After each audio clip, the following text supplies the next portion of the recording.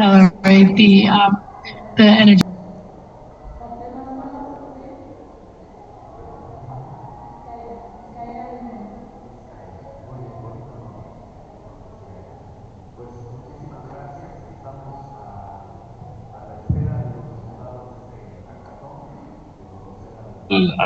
Pues aquí no hay ganadores ni hay perdedores, aquí todos ganan, ¿verdad? Aquí todos ganan, todos contribuyen, todos aportan, y yo creo que eso es lo valioso de una jornada como esta, y que poco a poco, pues si necesitan mejorar algunas situaciones, están desarrollando, se va a dar seguramente con el tiempo. Así es que, a ver, una pregunta. Sí, muchas gracias por la intervención.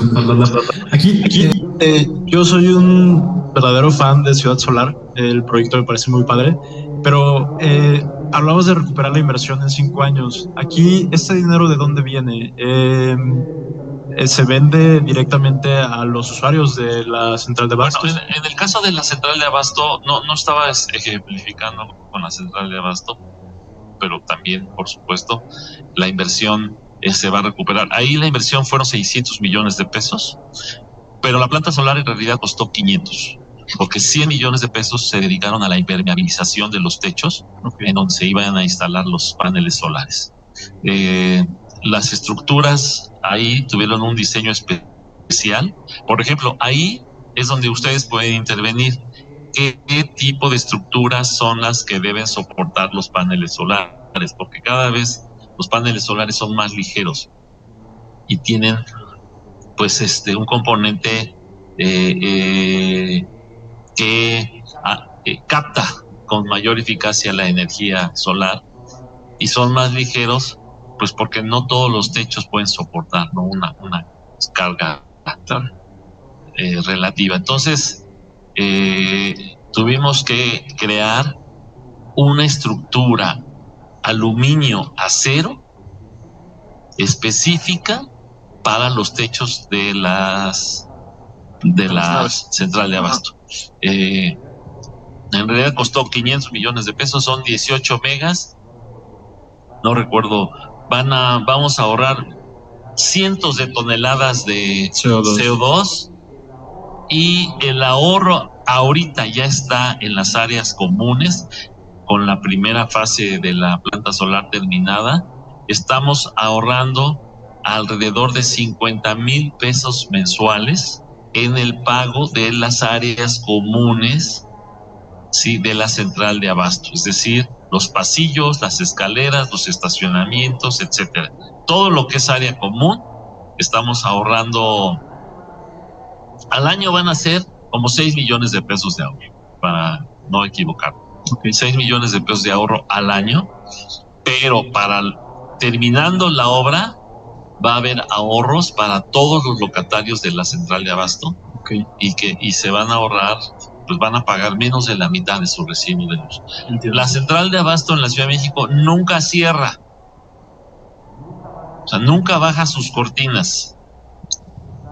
Están abiertas las 24 horas, los 365 años. Es más, o sea, sí tiene sus cortinas para bajarlas por si se ofrece, pero en realidad nunca se usan, porque es una ciudad, yo considero que es una ciudad, la central de abasto, que pues siempre permanece abierta a los consumidores.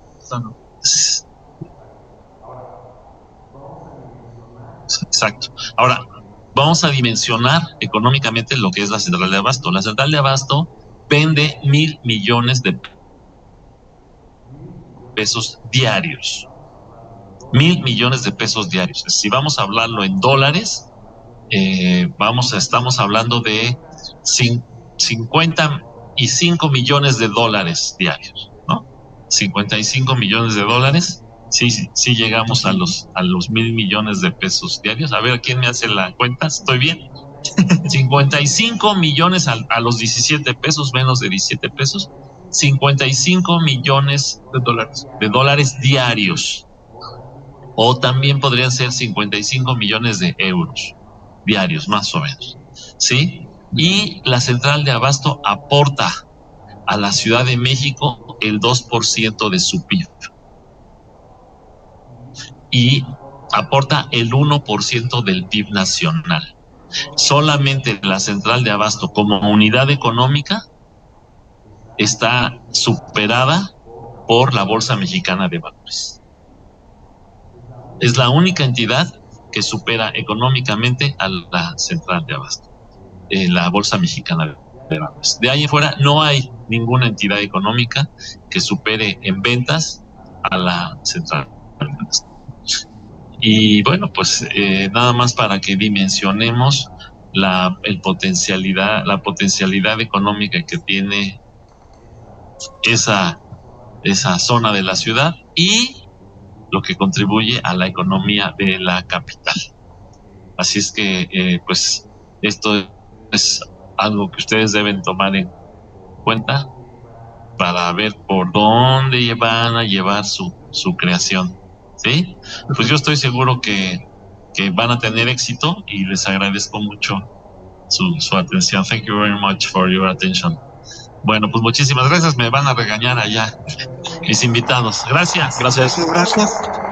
Secretario va a estar por aquí unas horas para preguntas, si quieren. Y también el director de energía de la ciudad, que es el doctor Valdés Palacio, está en una reunión con nosotros en la red de energía.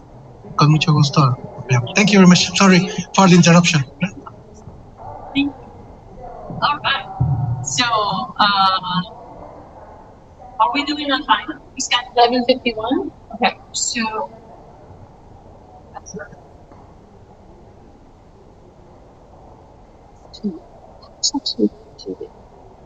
they are all thing that I wanted to add was very patient. So, I think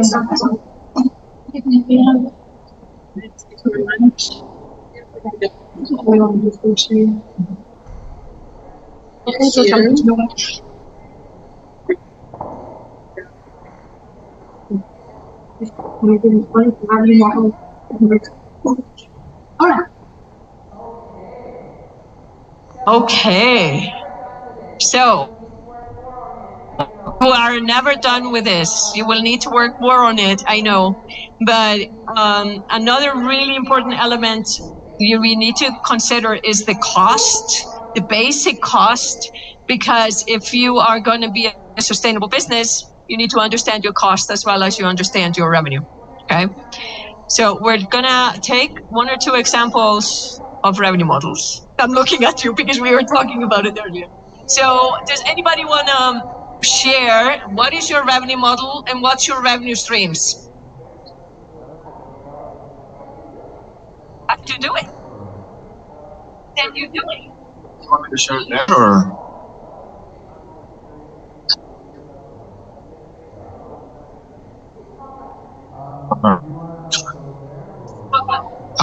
You want to show it there, or should I talk about it? All right. remind us who you are and what you do while I pull it up. Mine is Veo. It's on the very last, or not the very last, but like third last, second last. Here we go.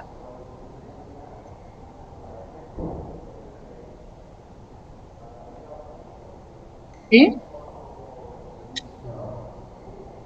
Yeah, that one. All right. So we have.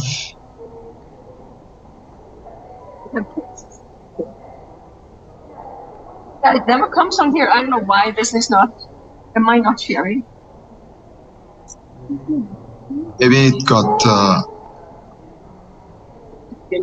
We're in this. There we go.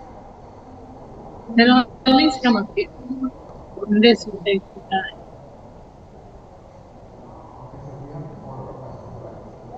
Okay, so we have the 4 questions, right? That's what we want to focus on. Cool. And this stream. So we have 4 different revenue streams. We're focusing on one first, but we have 4. Our model So ride-hailing platforms will offer our trips when they match travel parameters, like short-distance travel parameters for their end users. And if they choose to use our services, we will get paid. We assumed we were going to get paid by trip, but our recent conversation with a potential first client demonstrated that they would want to rather book our cars entire day, which is great for us. So, right. No, they said they needed this so much. They would like to use our cars from 7 in the morning to 11 p.m., which is better than we thought we could ever start. So then the question becomes how much they want to pay, right? Because like then they're not going to pay us per trip. They would probably gonna hustle us on the tariffs, right? But yeah, that's basically how it works. They get paid by end users and we get paid by them. They will charge us a 20% fee. That, as far as I've understood, in terms of Uber drivers, that already includes taxes. But I think if you're making more than 300,000 pesos a year, then you have to pay extra taxes. So I'm not really understanding. Right, exactly. Other than that, yeah, I think that sort of solves it. Revenue stream. Right, so we identified 4 revenue streams. There they are. So number 1 is ride hailing, right?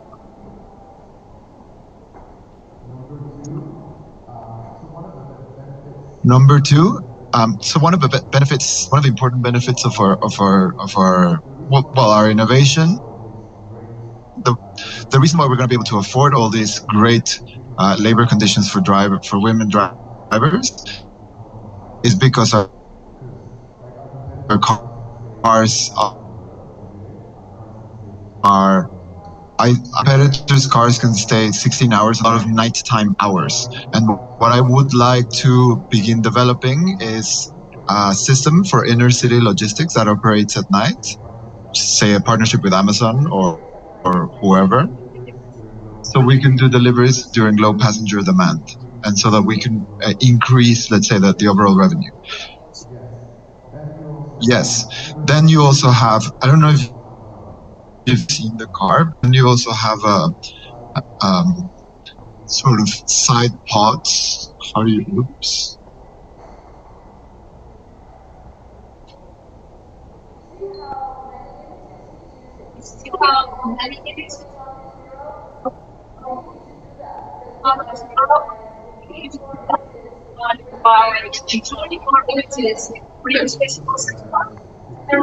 So this is a very bad image, it's pixelated, but basically we're going to have these panels that are digital screens that we're going to use for advertising. It's not really my fundamental ambition to we've calculated about $15,000 a month for a 50-car fleet. And it will also help our ride-hailing partners, right? Like if we're riding with Uber, probably Uber would like to advertise Uber Eats or whatever, right? So we have number 1, ride-hailing. Number 2, last mile or inner city deliveries at night. Yes, and the 4th, if you see up there, we have these sensors. The main issue of this car is to keep female drivers safe. So we have cameras in and out. We have face. It's a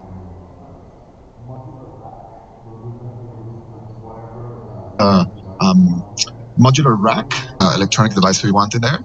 So we want to provide the governments of cities real-time data. The bigger we grow, the bigger data we can collect.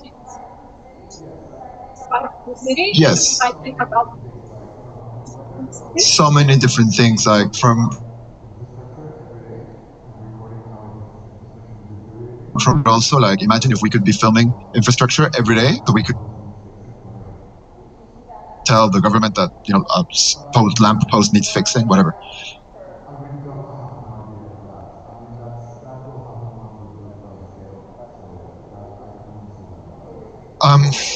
See that in the future, yeah. 4 different revenue streams. Some of them in the immediate future. Some of them they're trying to validate if these revenue streams, both the pricing, the number actual, but also if these revenue streams are feasible, is through engagement with the actual users. But you've done so much of, so the first 2 or 3 revenue streams absolutely seem completely logical. So you guys want to go? Mm-hmm. As they get ready, an implication of reporting and wondering around security and surveillance, and powers that be that don't want supporting the atmosphere. Precedent. Okay. And they have a security function.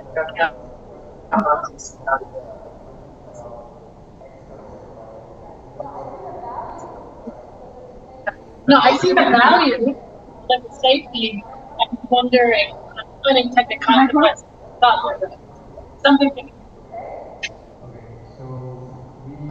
Okay, so we had a little bit of trouble discussing up to when it's free, but initially it's free, so anyone can join the platform.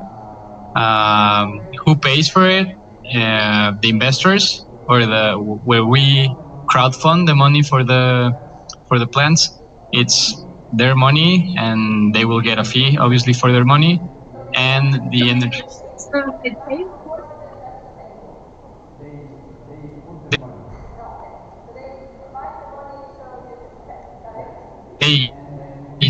They put their money. The energy seller also pays us. So we charge 2 fees, a crowdfunding fee for the first one and a marketplace fee for the second one. Okay. Why they pay? The first ones, they between 20 and 30%, that's the benchmark. And for the sellers, is they have a surplus of energy. Probably they could sell it elsewhere, but it's really simple to have it centralized just in one place. So we facilitate. Yeah. Yes. And the fees are taking into account the payments engine fee, which is not really cheap. It's 8 for the crowdfunding fee and 10% for the marketplace fee. And those are low in terms of industry fees for marketplaces and crowdfunding. So, yes. So we starting low as a strategy for penetration and having a lot of people coming into the marketplace, because if you don't have volume, you are not a marketplace.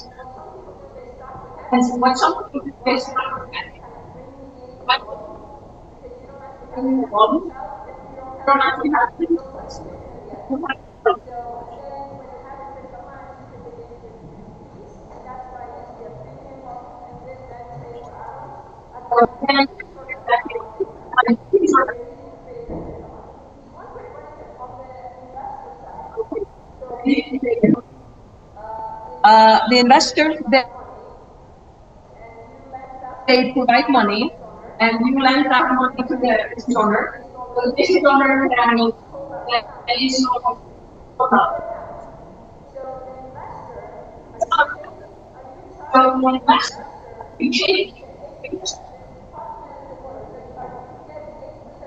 just talk to me a little bit more. So are you getting 8%, like almost like a management fee? Of the profit they make. The profit they make. Yes.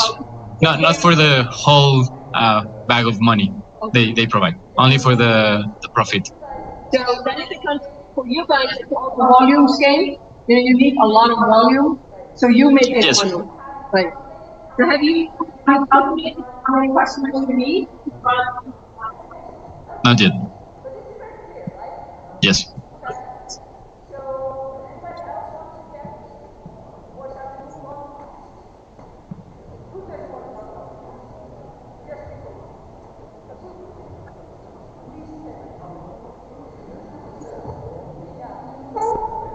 It's new. Yeah. So, number one is your team. Are you the last one? The WAFTA was the last one. Remind me of the name of your team again?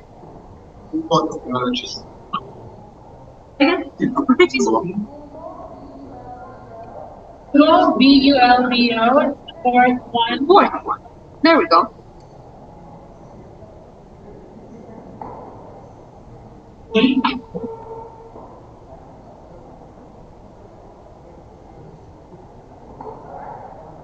All right.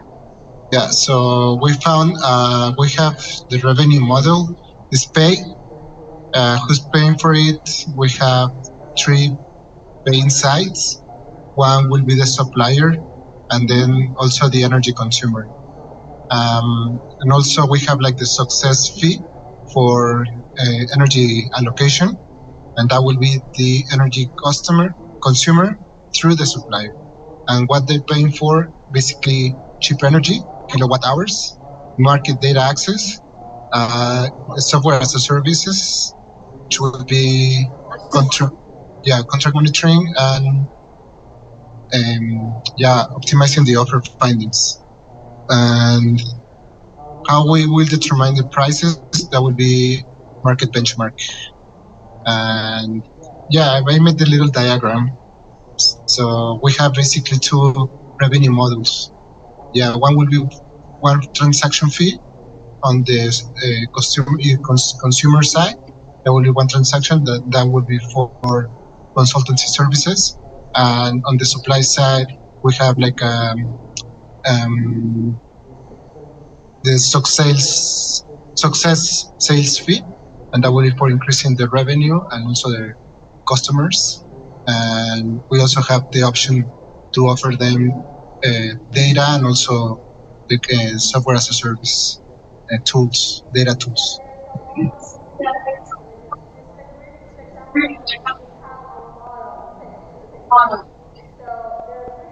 So there are 3 or 4 ways they can make money on both sides.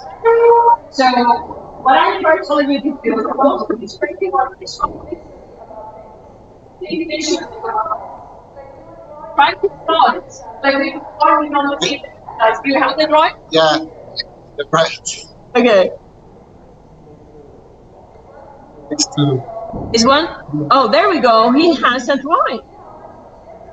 You see how much simpler it is to look at it like this rather than all the words. Or you need all the words. What we need for to do, and we talk more about this tomorrow, we're talking about pitching. You will have 2 seconds to explain to people how you're trying to do it. And I have French here. All of these actually also have 2-sided marketplaces where you're getting revenue of one source.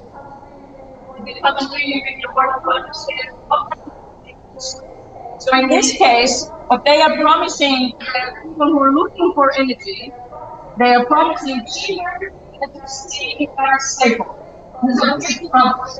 So they work with us, you get cheaper energy and it's a stable energy, right? There's a huge problem, right? And if I'm the customer, and I want it to be stable, so I'm going to work with them, right? But on the other side, the supplier of energy, what they are promising them is a bigger pipeline of customers, right? So what they're delivering to these 2 sides, different. This is kind of how you do. So in this case, they can be run on both sides.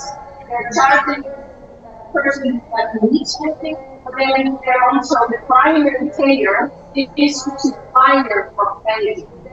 They're paying like a primary fee for the client, right? So think about that.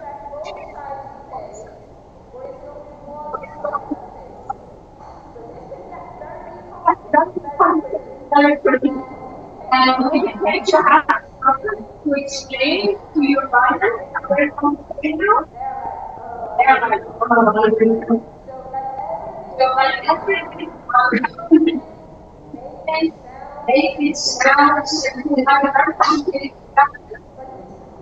But it's clear who is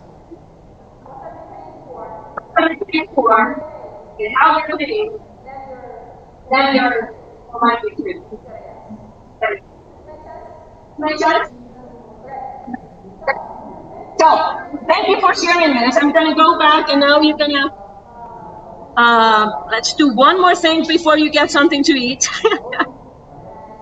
And so this is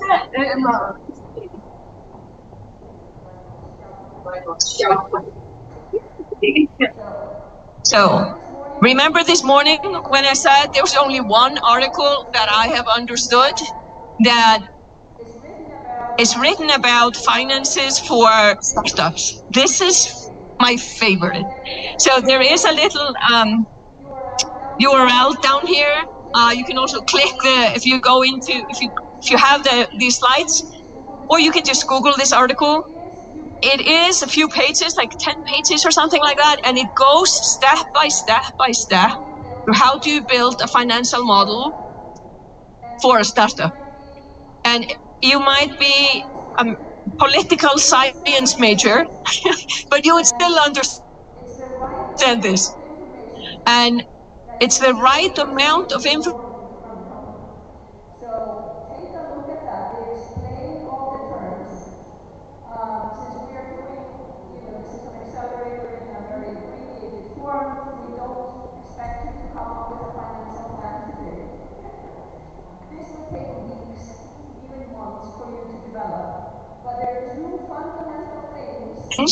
That have to be in your financial plan. One is, where's your revenue come from? And what is the other one? The cost. Right? So I have a very, very, very simple slide for you, which is on Miro board. Now, based on the solution features you have already identified, the value proposition that you need to deliver, your understanding of where your revenue is going to come from. Now think about, where are you going to have to spend money to deliver what you just promised to your customer?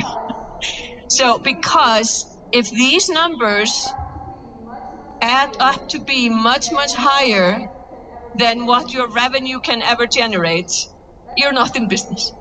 Then you just have a really interesting exercise. So you have to go through this to understand if you can build a viable and sustainable business. And if the numbers are still completely red, you have to go back and think about, can I lower costs somewhere?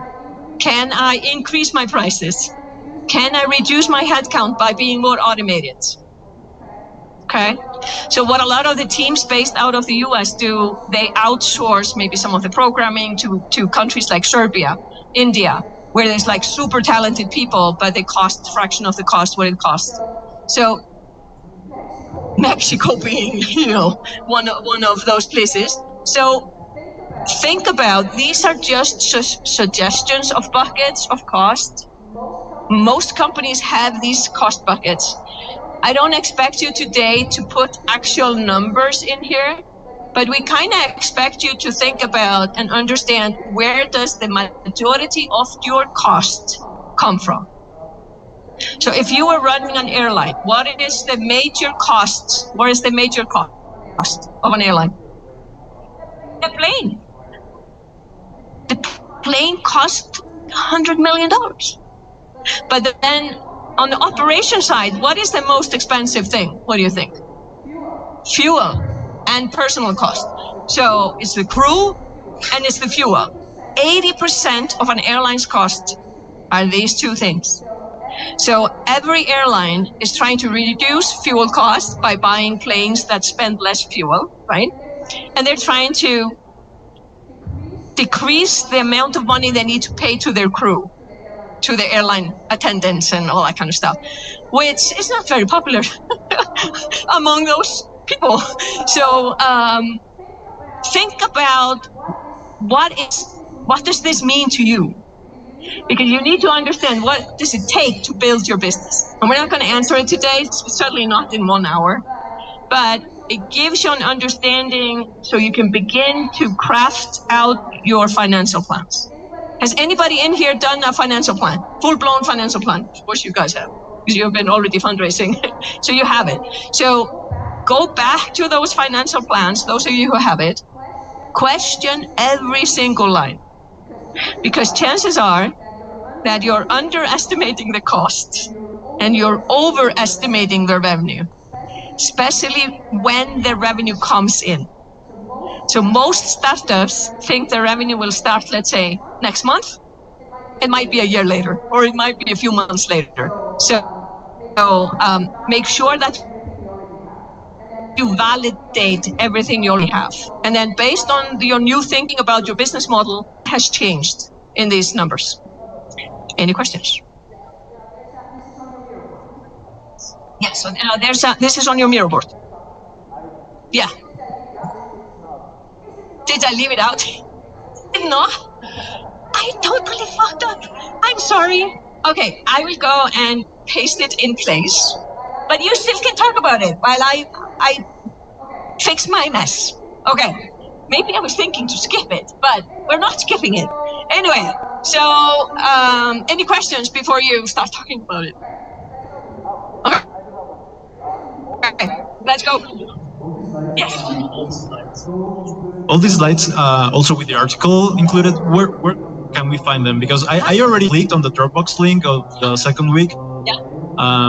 But I don't think this one is in here. Okay, so go here. Sorry, it's taking a little bit.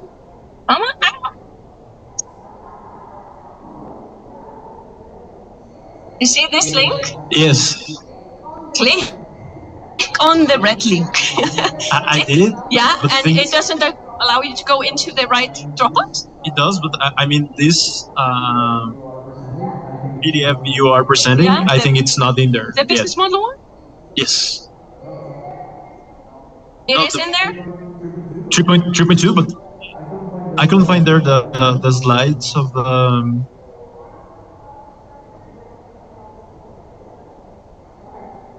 Okay.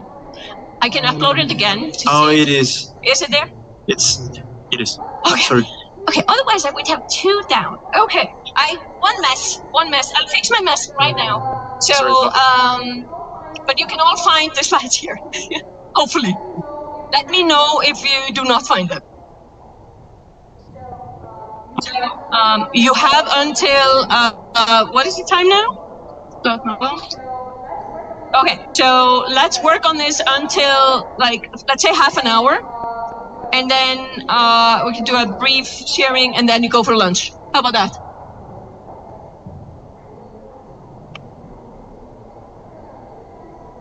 I'm gonna fix my mess. Yeah.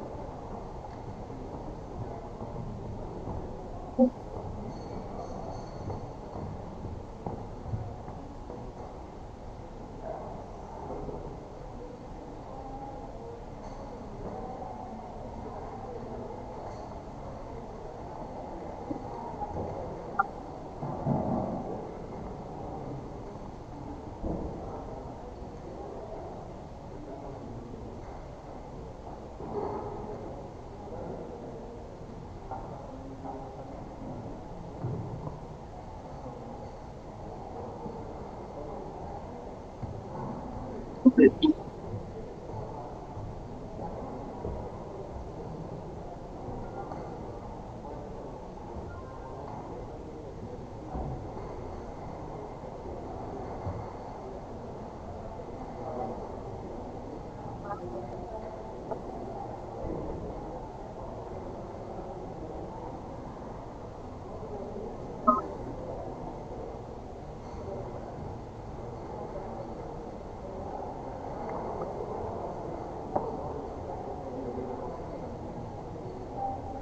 idea no es núcleo de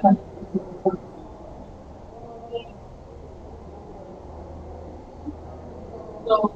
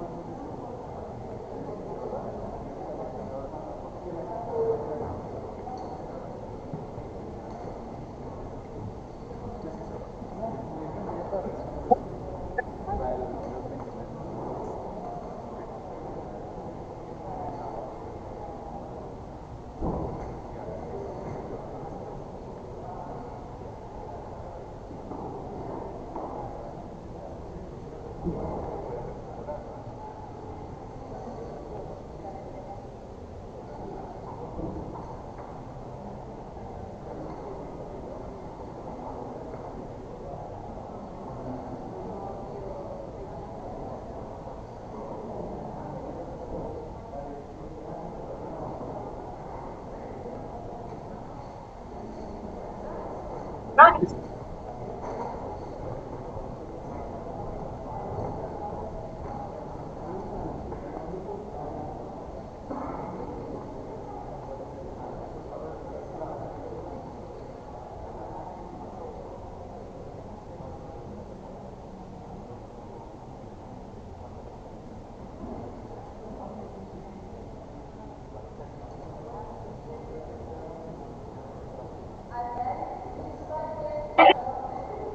It's right there. You should see it in the next row. Sorry about that.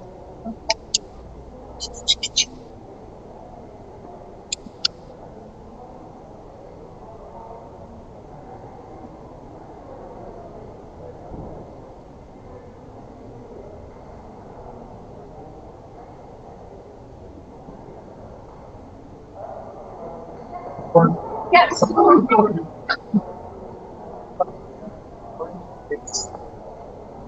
Excellent. So, here we're just going to also here. Like the cost structure of the project. Yes, yes. The part of the business model that we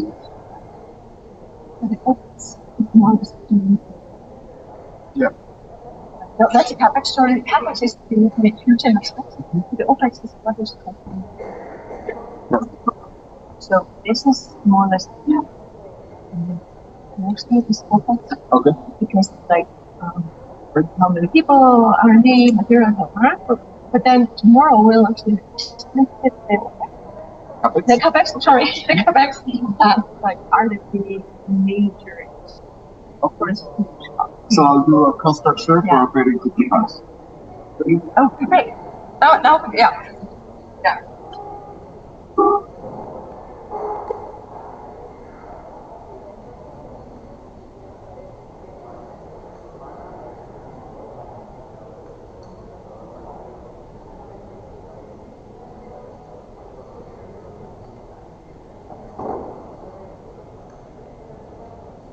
There's what it was about.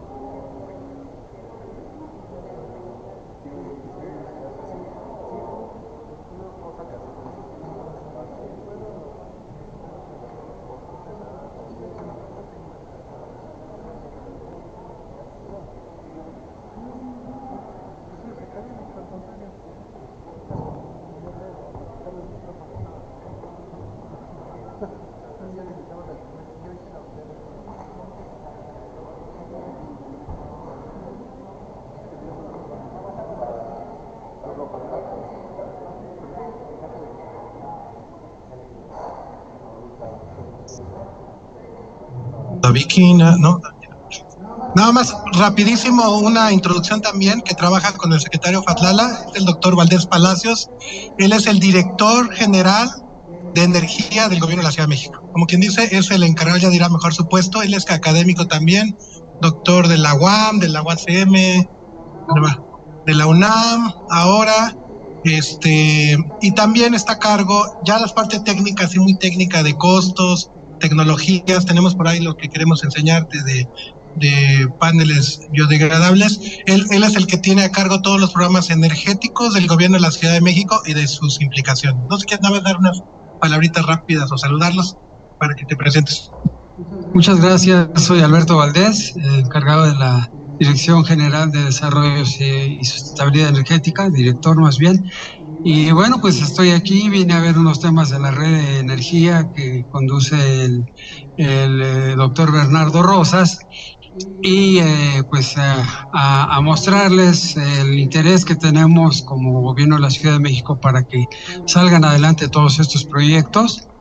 Tenemos mucho interés, evidentemente, aunque vemos temas generales de energía, pues en el desarrollo de las nuevas posibilidades energéticas, ya no tan nuevas, pero que todavía no han logrado penetrar en los comercios, en los hogares, y que es el reto, ¿no? Que es el reto que nosotros tenemos para poder llegar con estas tecnologías al grueso de la población. Ya tenemos muchos años, un calentador solar con más de 50 años de popularidad ya comercial, pero todavía no es el elemento que veamos obligatorio. Tenemos una normativa en el gobierno de la Ciudad de México en la cual, si tú vas a construir una casa o vas a remodelar una vivienda o un negocio en el cual tengas que utilizar agua caliente para tu giro comercial, tienes que tener por fuerza un porcentaje específico de energía solar térmica. Entonces, todo esto ya lo tenemos inclusive normalizado en el gobierno de la ciudad, pero no ha logrado trascender. Entonces, ese es el requerimiento que tenemos, y qué bueno que estos grupos especializados que se están formando con nosotros, que tenemos la asesoría de instituciones tan importantes internacionales, y a la SECTEI, que nos esté apoyando en lograr penetrar esta tarea. Entonces es muy importante el que nosotros tengamos la visibilidad de que cada vez tenemos grupos más y más especializados para que nos ayuden a lograr hacer esta transición energética. Ustedes bien saben que en México tenemos pues posibilidades energéticas de muchas características. Tenemos un excelente sol, tenemos excelentes zonas de viento, tenemos inclusive el norte del país con regiones gaseras todavía no explotadas, tenemos todavía producción de petróleo, tenemos una gran cantidad de posibilidades energéticas, pero en ciudades como la nuestra ya no es posible ni instalar refinerías ni instalar centrales generadoras por el impacto ambiental. Entonces, si no es a través de generación distribuida, si no es a través de la generación de cada uno de nosotros, no va a haber otra forma de generar energía en las ciudades, al menos en el corto plazo. Quizás eso sea cuando no haya de otra, ¿no? Y no queremos llegar al cuando no haya de otra si podemos irlo previendo. Entonces, por eso les damos a ustedes nuestro mayor reconocimiento a la CECTEI, al MIT, que por supuesto que tenemos en la mente y sabemos todos quién es, todos los que hemos hecho carrera profesional, y siempre ha sido un referente para todos nosotros. En lo personal, yo soy egresado nada más de la UNAM, de la UAM como licenciatura, la UAM y la UNAM como maestría y posteriormente doctorado. Algunos estudios en el extranjero, en Texas A&M, por ejemplo, pero no en MIT, en Italia, pero no en MIT. Entonces, pero siempre lo hemos sabido de lo bueno, y el para bien es que nos esté ahora apoyando localmente. Pues muchas gracias, doctor, y estamos a sus órdenes para cualquier cosa que se les ofrezca.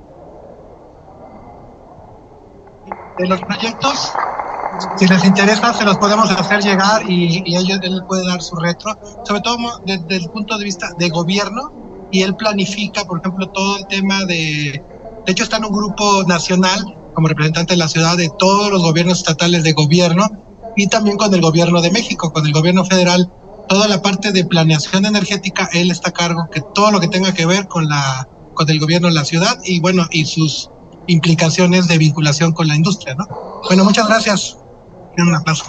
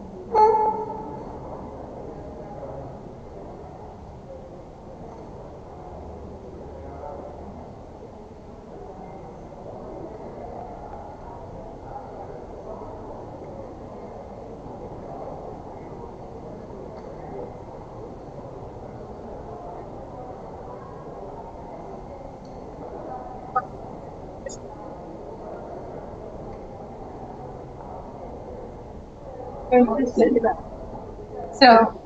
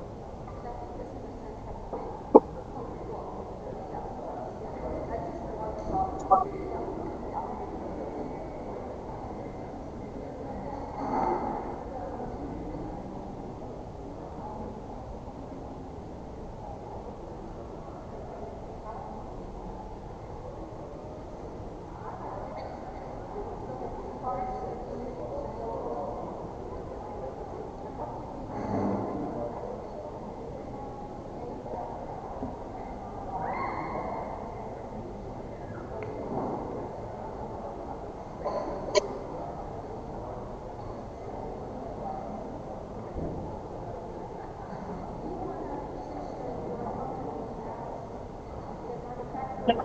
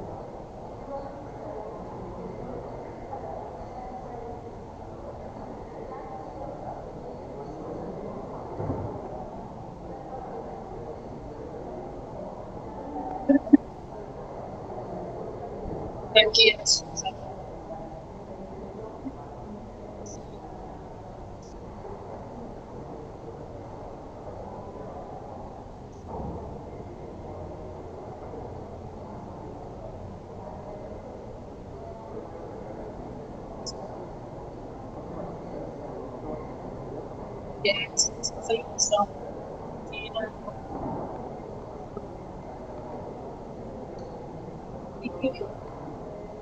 I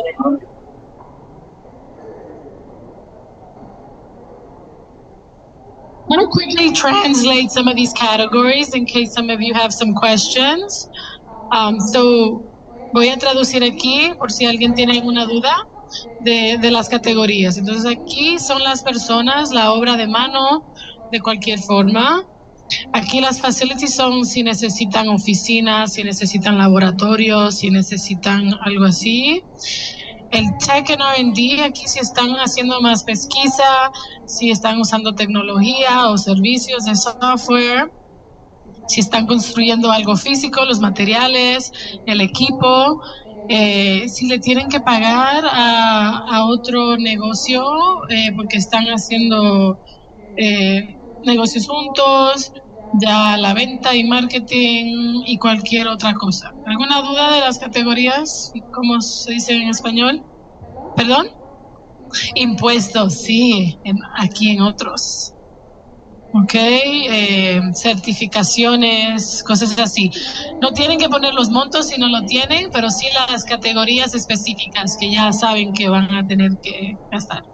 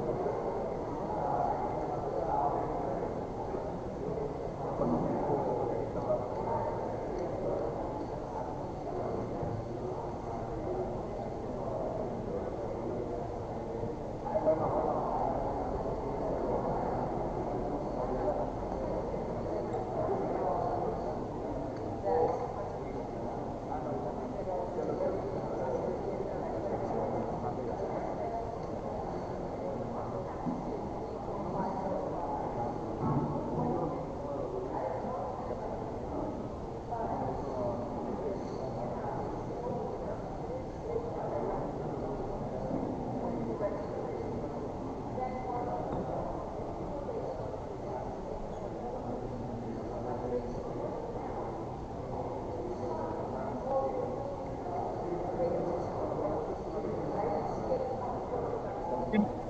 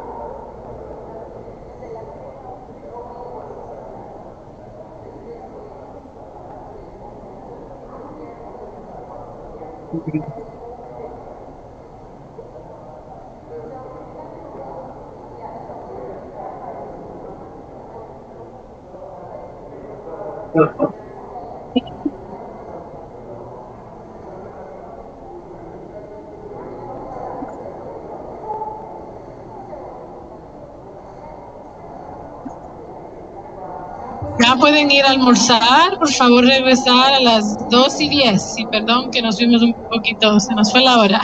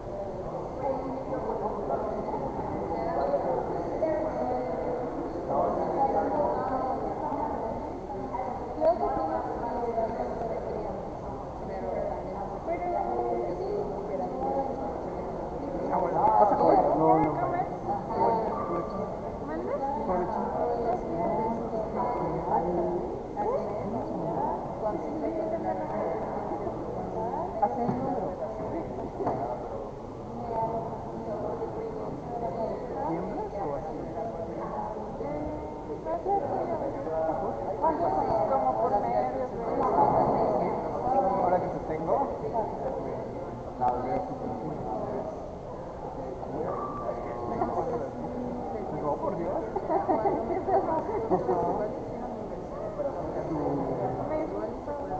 de las 10 de la noche. Sí, es como después del trabajo. Porque te veo muy alegre.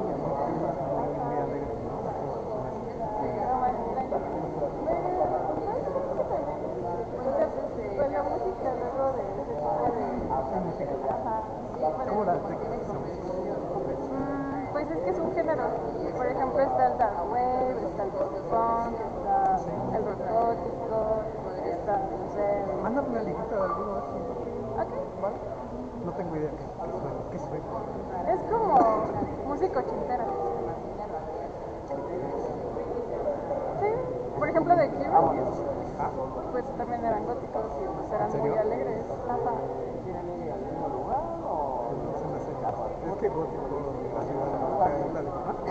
¿La de qué? ¿La de Batman? Pues es que como que sí tiene referencia, ¿no? Pero no, casi no. Antes teníamos una compañera que era así como como oscura, le gustaba.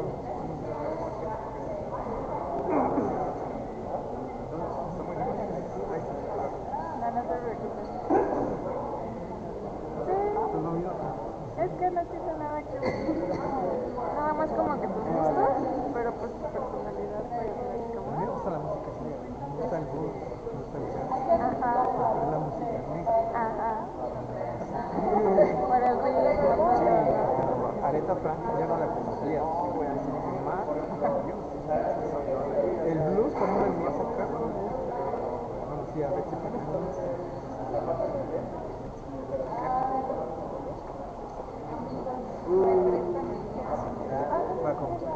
bueno, provechito. Bye, bye. Adiós.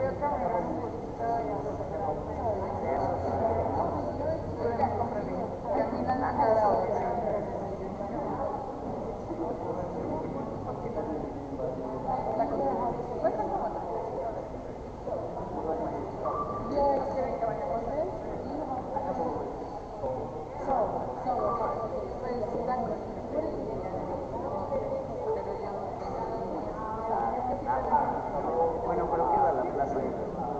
Queda la plaza. Digo, no, pero cuando los tacos. O vamos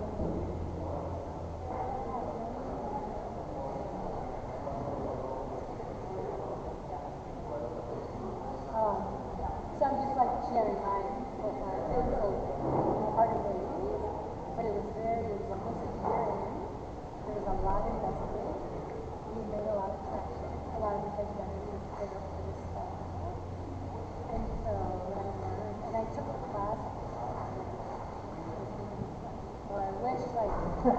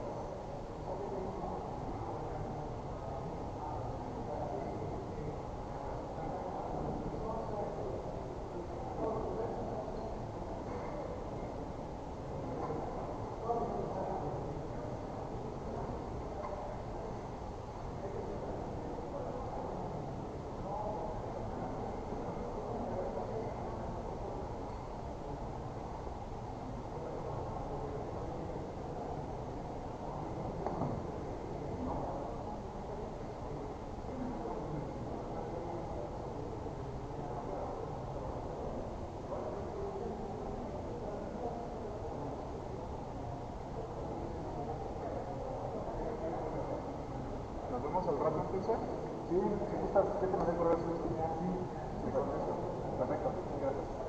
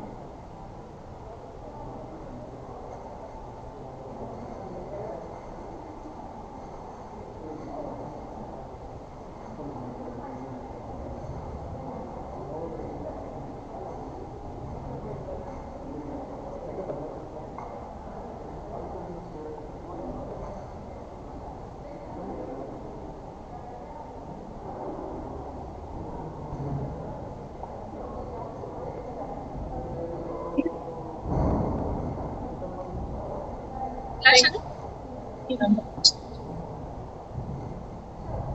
what do you want to do? What is the time? Do we do any kind of?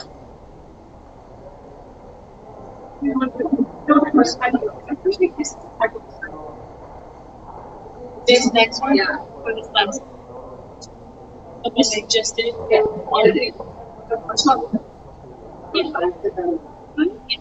So, but what I could do is Like one question.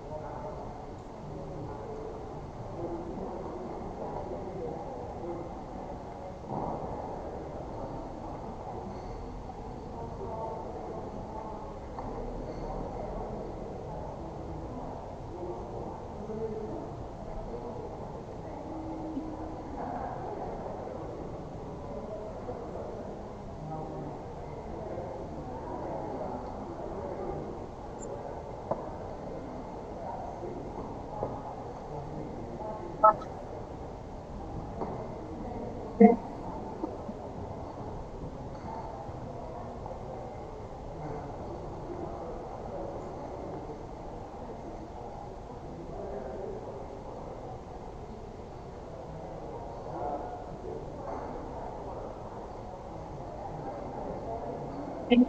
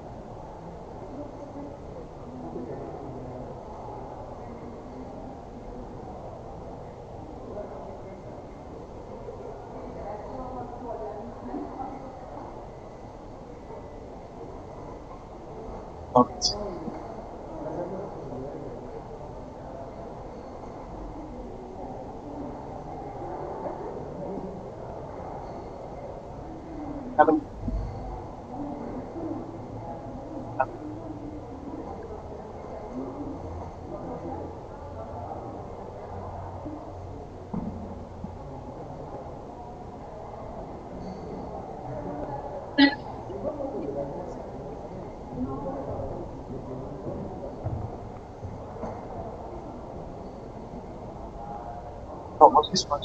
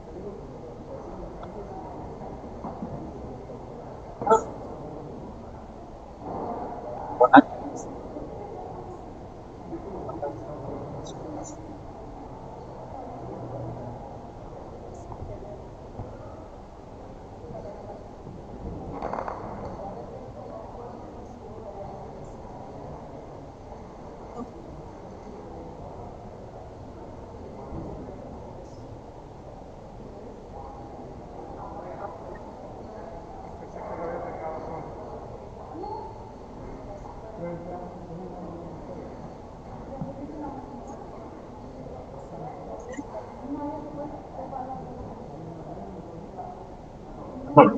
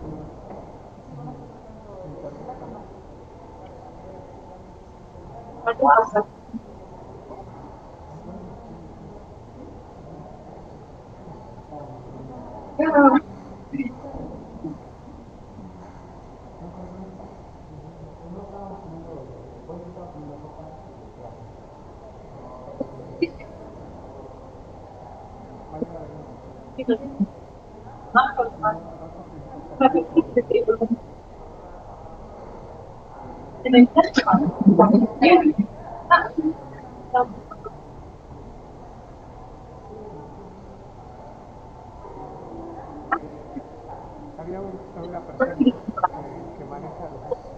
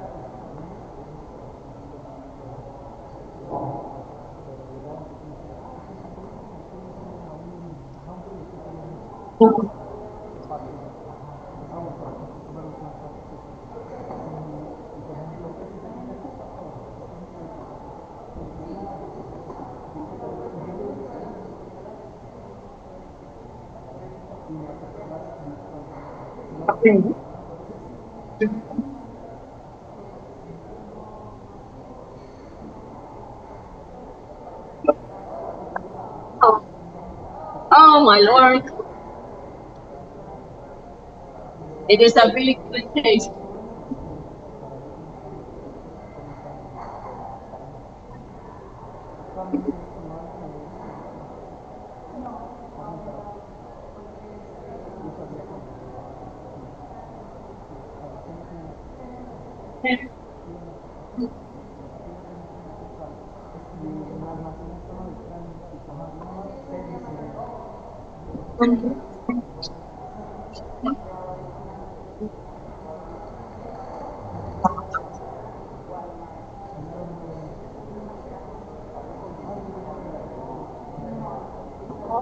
Do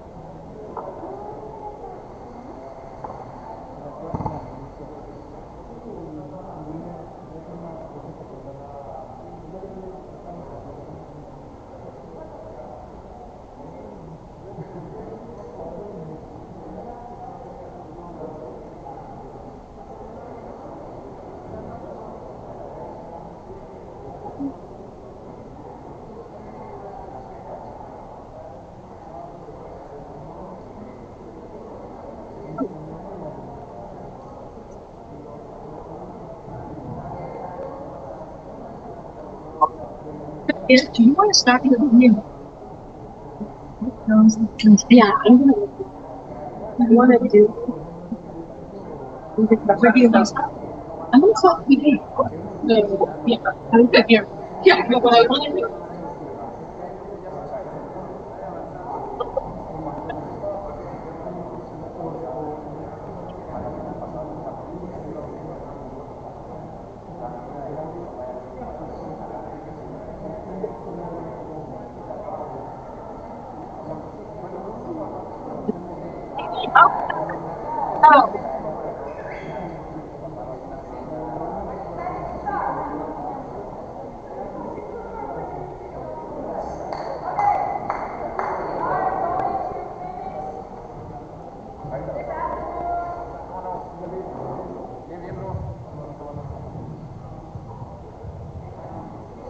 Usually my voice is enough. So Isgaira is going to take you through the action planning and how that relates to your financial planning. And even if you're far along as a company, this is absolutely essential. So I think we are missing a few teams, but we'll just start, because one thing you have as an entrepreneur is only time. You don't have any money. I say it every day. You only have time. You have to have respect to your time and everybody else's time. So we start. That's right. I am going to start with a very short icebreaker that we wanted to do yesterday, Simon. I just remembered. I want one or two teams to share with me the inspiration for your team names and how, if at all, it connects either to your mission, to your value prop. So who wants to share the origin of their company team name? Okay, let's get you a microphone. This is also me giving the teams another minute or two to get here. I had stage panic. No, I'm kidding. So our company is called Batu, as you all already know. Mm-hmm. The background of this is that when we were discussing what our company was building, we're building the digital tools for the future of the electric grid. We see an electric grid in the future where there's thousands of players with solar panels, batteries, electric cars, and there's a very important layer, which is the data layer that orchestrates all of that data. So we thought of an orchestra, and you have the orchestra director that uses batuta in Spanish. So that's the one that the composers use, okay? Exactly. So we called it Batu because we think we are like the batuta for the electric sector for data. So you're kind of conducting and trying to synchronize the whole movement to create magic, Exactly. like music, you know? Okay. That's amazing. Okay, one other team wants to share the origins of their name, where it came from. Okay. Yeah, so our name is Bolt, like Bulbo. Bulbo? English is Bolt. Okay. We were thinking about it as a... So like light bulb, right? Like, Yeah. So we're just thinking about it like a device that's changed the way humans interact with energy. First as a light bulb, and second as a transistor, because the transistor bulbs, which is enabling computers. And now we think it's another change with new technology that is going to again revolutionize how we view and consume energy. So that's how we thought about That's great. So the light bulb is symbolic for many reasons, right? It symbolizes a major human milestone, technological advance, but also in energy. And then a transmitter, you said as well, right? Right. Okay. All right. So we've talked a lot about our vision, our mission, our value prop, how we are either making money or want to make money. And so the rest of the afternoon is really, how are we going to make all this happen? How are we going to make a plan that's very thoughtful and deliberate to execute around some of these goals? So, lucky for you all, we are breezing through. I think Svava and Gilad have both said, on average, this takes 4 months to get through. We are now on like the fourth part of this. And with tomorrow, we'll get you through the end. And so just, quick, silent round of applause for you all for getting through a lot of this. And all of you are making, significant progress on every milestone. So we're at the action plan. We're going to focus a little bit on storytelling and pitching tomorrow and kind of wrapping up your whole narrative so that you can communicate this to your stakeholders. Okay, so the objectives are going to be for you to develop your objectives and your key performance indicators. Who has heard that word before, that KPI? Anyone? Everyone almost. Okay, let me try and translate this.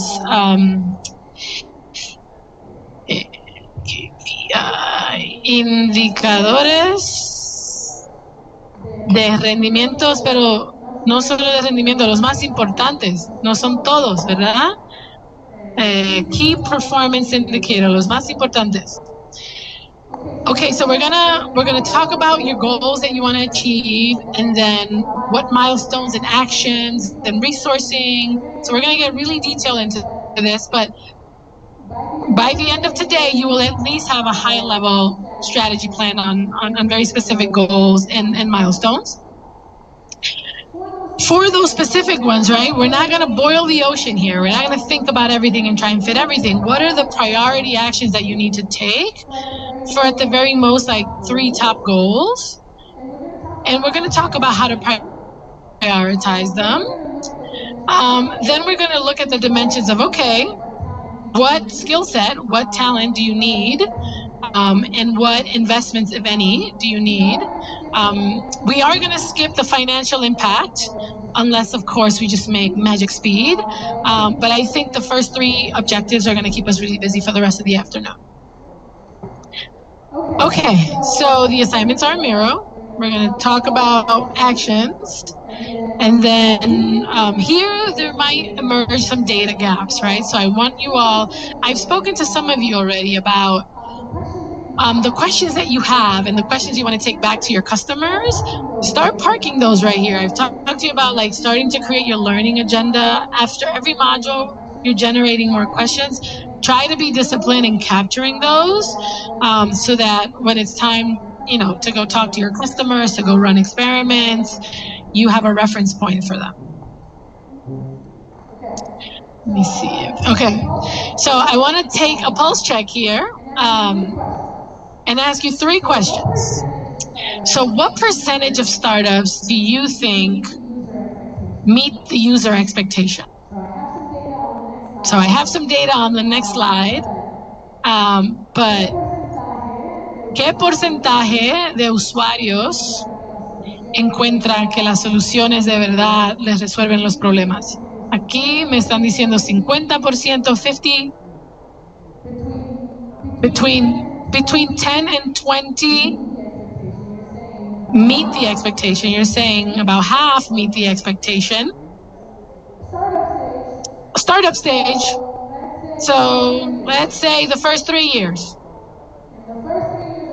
In the first 3 years of a startup's life, what percentage of companies meet the user expectation? So I have 50, I have 10 to 20, I have 1 and 2.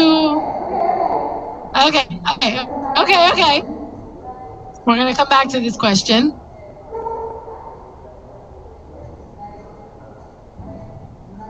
like 90% of the startups die because of that. So maybe 10. Okay, I'm just asking. I'm gonna give you the data in a second. Okay. The second one is what percentage of startups survive years 3 to 5? To see years 3 to 5. 10%. 2%. Okay. And then lastly, what percentage of companies manage to scale? 1%. Okay. So I think you guys got close to 2 out of 3. You were so in the first one, only 5% of companies actually meet their users' expectations. 5. So I think none of us got it here, right? We were a lot more generous with the startups, right? So really hard to meet your user expectations, right? The second year, I think you all were closer. You probably have heard that before, right? So 9 out of 10 startups failed to survive between year 3 to 5. And you said 1%, 0.5% actually managed to scale. How does that make you feel?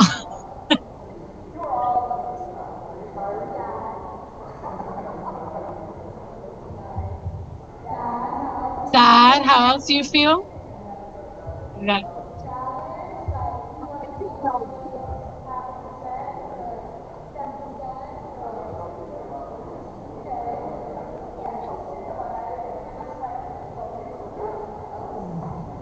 Gracias.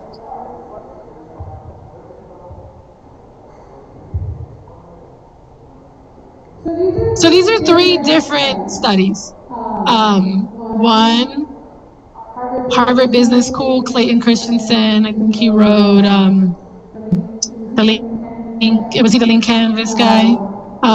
This is CB Insights, the Kauffman Foundation, basically does a lot of entrepreneurship work in the US. And Deloitte, big consulting company, and their Think project. So they probably all have different sample sizes, but I think they're all statistically significant, or they wouldn't be on the slide. Yes. Exactly. So this stuff is hard, right? Question? Exactly, it's a good point. Let's talk about developed economies, right? So in more developed economies, this is what we have data for. Imagine all of the entrepreneurs that never get on the radar of any researcher who's, trying to answer these questions in other parts of the world. Great point. But I really like it's like we're sad, but we're also challenged. And when I hear challenge, it's motivated, right? It's like, this is hard, but like you have all, with a lot of the work you're doing now, you are defying some of these odds, right? You are learning from each other. You are pushing yourselves, you're changing when you need to. And so I too feel that this is a good challenge. And I have no doubt that in 3 years, the rate here is going to be higher. Svava can talk a little bit about the success rate of Design X teams. And then, at whatever point, let's say at the 5-year mark, there's going to be more than half a team in this room that would have managed to scale. I believe that. I think you're all doing really innovative work, solving really tough problems that need to be solved with big markets as well. So I'm not just saying that because I like you all. I do like you all, but I also believe it.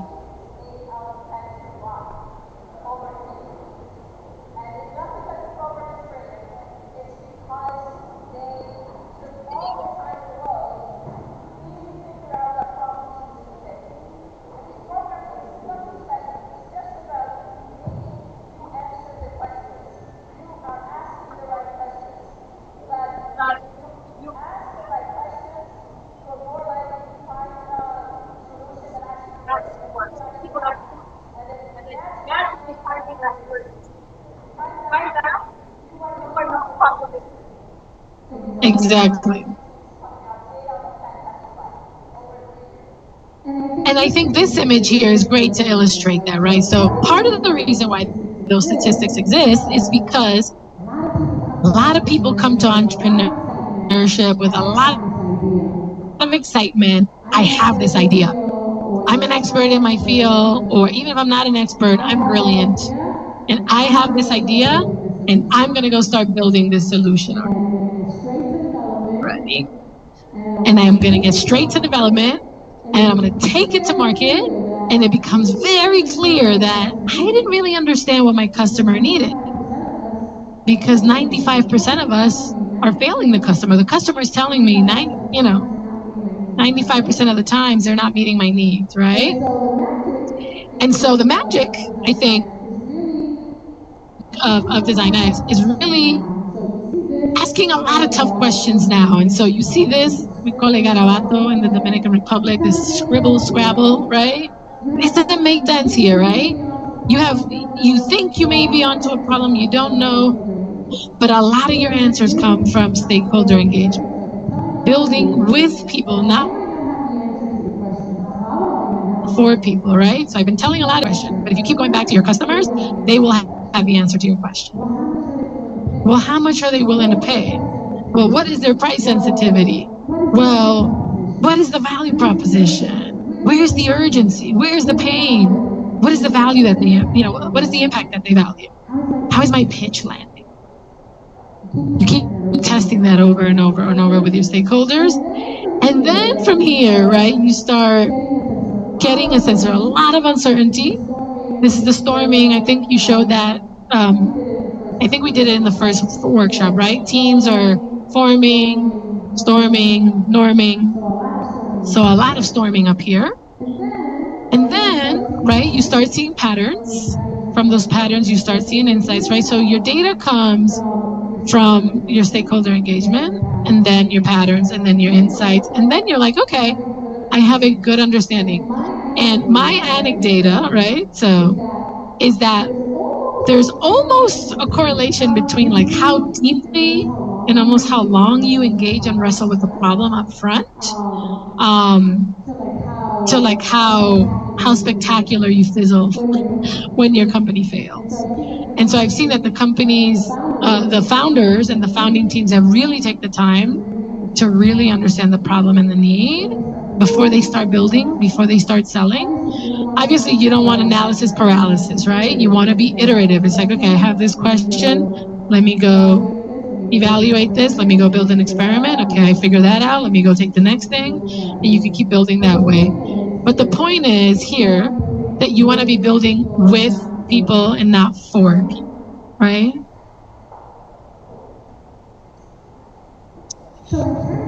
So in terms of, one of the reasons folks fail, right? It's like, well, I run out of money. And why do startups run out of money, right? So according to Brittany Wren, right, many of them run out of money because their financial plans consist of very rosy, best case scenario, right? Like, I am gonna deploy 100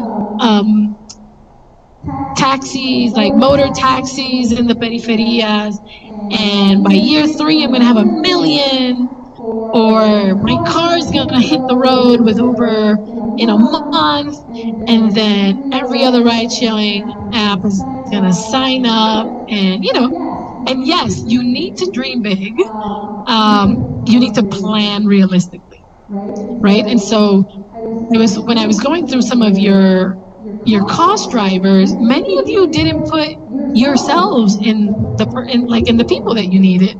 Sure, most of you are working for sweat equity right now, but you need to plan. If you're gonna be sustainable, you're gonna need the salary at some point, right? Some of you have families, you have to pay rent or mortgages, you have to eat, right? And so this is what financial planning is. It's like, don't plan for your best case scenario, right? You could do some scenario planning. There's likely case or worst case scenario. You want to have a certain level of conservativeness when you're planning your sales numbers, and you want to be a little more aggressive on your expenses. Like, you have a lot of expenses that you might not be thinking about right now. So I definitely want to push you all to think about all your costs and to factor yourself and your salaries and all that stuff. But okay, so 1 out of 3 startups fail because they run out of cash. What do you think? So we talked about poor financial planning, but like, why are people running out of cash quickly? Any ideas? That's probably the biggest. They don't generate revenue. They don't generate revenue. They wait too long to generate revenue. They spend too much time in the lab building whatever it is because they want to get it perfect and they don't get any feedback from users. What else?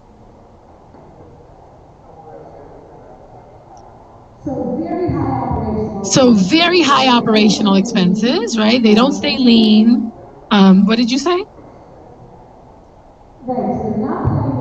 Right, so they're not planning their unit economics. They don't really understand how long it takes them to get to their first customer, or the lifetime value of that customer. So it might take you a year to get that customer. You might only keep them for like 3 months. What did you say, Sava? Oh. Haha, there is no need for their product. So you're just kind of spinning your wheels, building something that nobody wants or needs.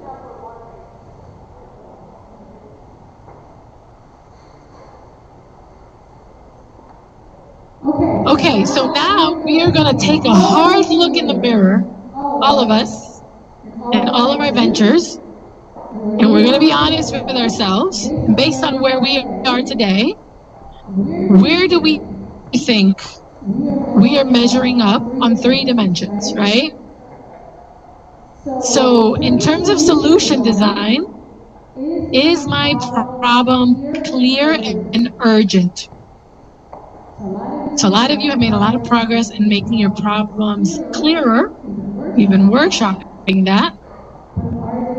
But are they urgent? Do you have evidence?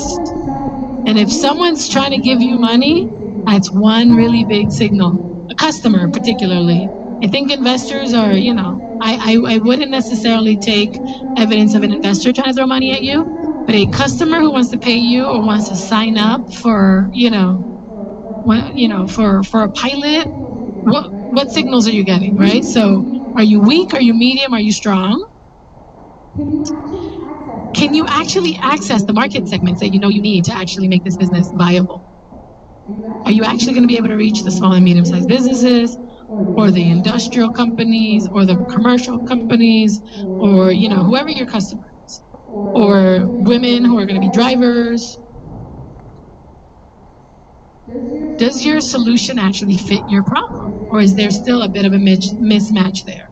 We see this a lot, particularly I find with like technical founders, is like you fall in love with the technology and the innovation. Is like, oh my God, this rocket can do this thing, this reactor can do this thing, this motor can do this thing, this engine can do this thing. Like, I can make this car fly, or I can make this car drive by itself, right? This is a real example.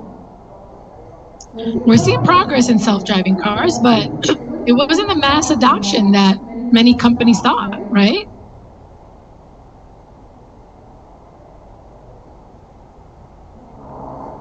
So you might have a problem solution fit, but does your customer actually see the value? Do they understand it? Do they feel it? Is it clear to them that there's this big problem, that you have this amazing solution? Can they answer the question, what am I going to get out of this? And is it worth it? Can I give you $1 and am I going to get more than $1 back in value from whatever it is that I'm giving you? And now money. You might have the best solution in the world. I'll give an example. When I started business school at MIT, I started with 400 or 399 other people from all over the world, and we were all trying to become friends very quickly. And there was an app that was called Bump at the time. So you basically take your phone, you bump it, and you switch information. And we all used Bump, and we all had everyone's number. And we're like, oh my God, they had like millions of users, like their user numbers, and we'll talk about KPIs in a second, right? So that KPI was amazing for them. They were getting users, you know. They never figured out how to make money. And so that technology and that company went bust. And they figured out, right? They solved the pain point, but was there marketing? You have the right people on the bus. So Jack Welch, I think is his name, wrote a book, From Good to Great. Was it GM? Was he the CEO of GM? I remember in my first job, like when we were onboarding, he made us read this book. And I remember an analogy from that book, which is you're going on a journey and you need a bus. So you need to get not only the right people on the bus, but they need to be in the right seats. So do you have the right people on your bus? And are they in the right seats? So I was talking to my friend in the back there, right? When we were going through the people on his team, I was like, what does this guy do? Product manager. What does this guy do? You're going to sell. What does this guy do? Well, he's kind of a jack of all trades. He's a really smart guy. He did it. And I was like, but what does he do that needs to get done for this business? You're asking me a really good, hard question. I need to go like, you need to be able to answer that. I recommended a book for him, Dilemmas in Founding New Ventures. Looks at like the top reasons why companies fail. And I know this from experience. One of the biggest reasons, I don't know where it lands, Slava, so maybe you can, but it's team dynamics, right? So it looks like, solving the customer's pain point is number one. I don't know where team dynamics fits in. 25%. I suffered from that. Real life story. I had a team of 3 people. I had a designer, I was a salesperson, and then there was an engineer. We were building a product, a software product, but he wasn't a software engineer, he was an industrial engineer. And what I learned, I was telling him, I was reflecting that I took this class at MIT and I learned late, and I should have taken Design X and I should have taken this other class to learn 2 big things about team, right? One is that, do you actually have complementary skill sets? Because you need to be a little bit of a generalist, but you also need to be able to like drive the goals and KPIs that you're gonna outline, right? And then the second big thing, so do you have complementary skill sets? But then are your incentives, motivations aligned? Are you all doing this for the same reason or a similar reason? Because if one of you is doing this to make money and one of you is doing this for the glory of being called an entrepreneur and getting on a stage and pitching, and one of you is doing it for the impact, right? It's not to say that you all need to have the same motivations, but those need to be on the table and really clear. Because if we pivot away from our impact to reduce CO2 emissions or get plastic out of the streets or fill in the blank, right? And because we found this really wildly commercial piece, but our engineer is here, to save the planet, and this person leaves, right? So you want to really think deeply about your team. So it's both the quality of your team, right? So like the skill set, and also the motivations of your team, and then your impact. Like I talked about, right? What kind of impact are we looking for? Is there an innovation factor here? Because that's what's going to keep you from a competitor coming and doing what you do in their sleep, right? Someone bigger with more resources. Like if Google or Amazon decided that they wanted to go into the concrete market, right? This is happening in the US with Amazon. Amazon went into the pharmacy business. And they started out in the book business and now they're a major retailer, but now they're filling prescriptions online. And so, they've known to engage you sometimes for investment or whatever. They realize what, some of the magic you have happening, and then it's like they have unlimited resources. So it's like, okay, but they often don't have what you have, right? You're nimble, you're motivated, you care about not just the financial impact, but you care about the societal impact, right? So what is your innovation factor? What are your economic factors, and are you set up to scale?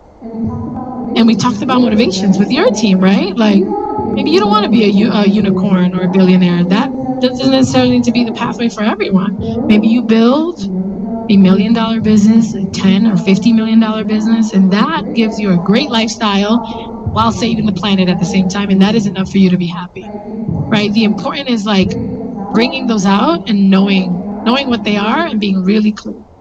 And then societal impact. All of you, not even going to spend a lot of time here. You're here because you care about your city, you care about your country, you care about the world. So we're going to use this in your mirror.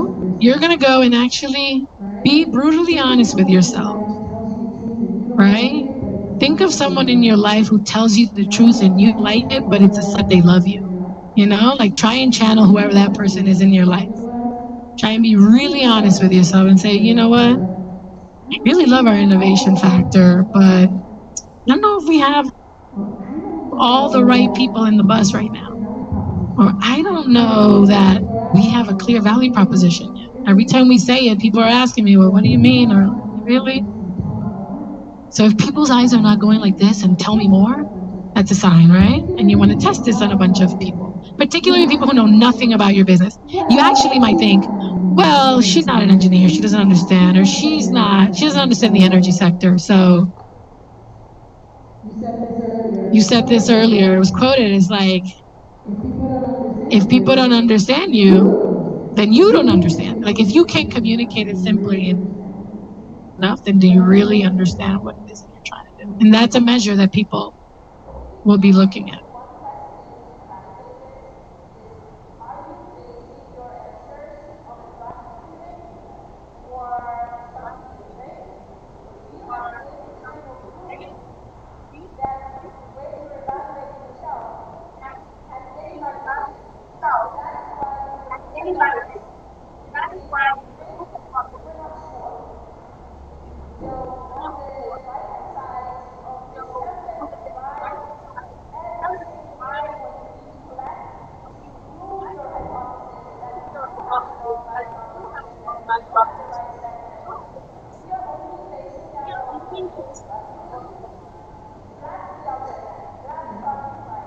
Yeah.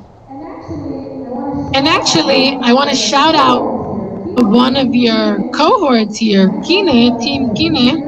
When I went to them to hear their value proposition, they were like, well, our customers, actually 70% of our customers told us, or our potential customers, that the most important thing to them is accessibility. And for 60% of them, it was, I don't remember them now, but he showed me a spreadsheet with like percentages of like, you know, and so not only is he talking to people, but he's analyzing that data. And so I think that's a really good discipline. So we can, I'll put that spreadsheet up later so you guys can see. It's like, it's not his gut telling me this, it's the actual customers telling him what they value. And the point here is, right? So anywhere you're weak or medium, where do you need to recalibrate?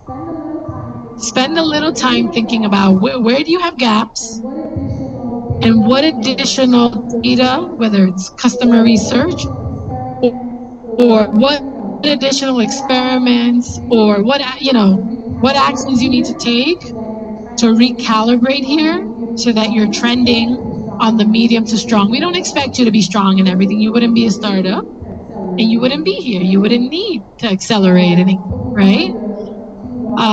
But we want you to be walking with open eyes. Any questions? Un resumen bien rapidito en español. Y me puedo sentar con quien quiera que tenga alguna cuestión. Entonces aquí vamos a hacer un análisis de dónde está su proyecto, su empresa, en lo que es el diseño de la solución, cómo se va a hacer dinero, cómo se va a rentar y el impacto. Entonces vamos a ser bien honestos de dónde estamos ahora y pensar un poquito qué hay que recalibrar, qué tenemos que hacer, porque después vamos a ir aquí. So should we break now to do the first part? Okay. I won't intimidate you too much. We'll come back to this fun grid. So how long? 15 minutes, 15 minutos. Un quick análisis aquí de dónde están en esas dimensiones. ¿Alguna preguntita? No? Okay.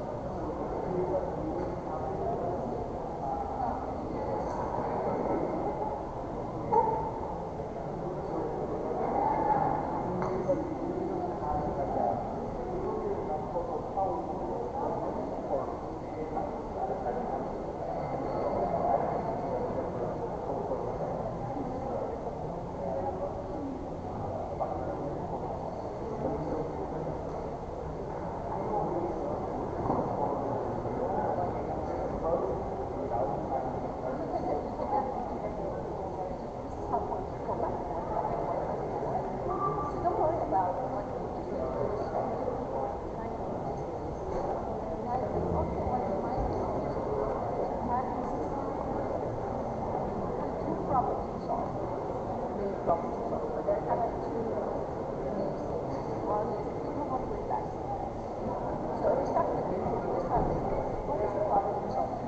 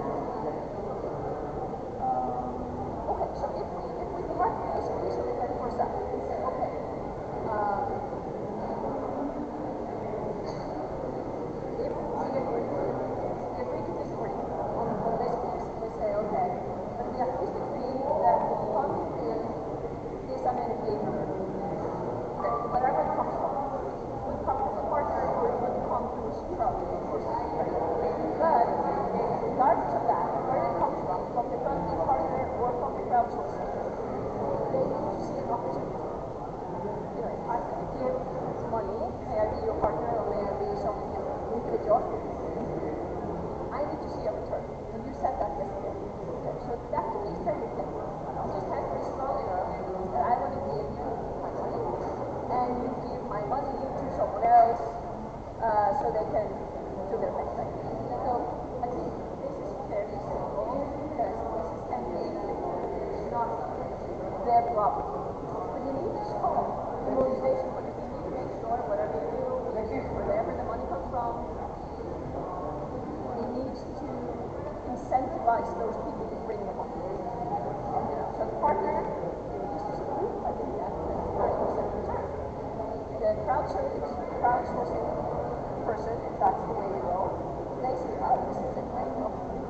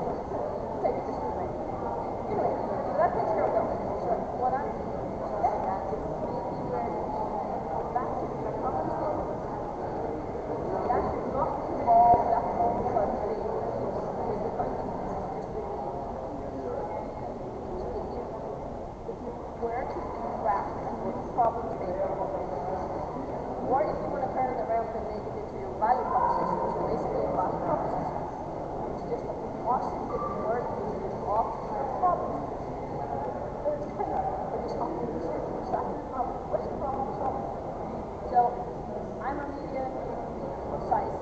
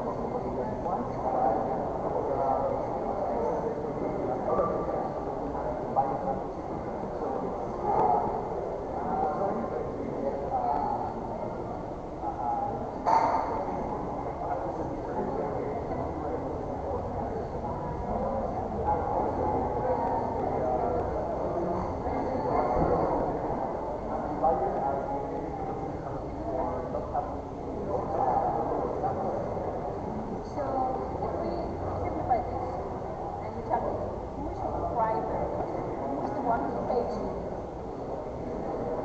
So the end user, the person who eventually installs their solar panels, or is it the solar panel producer?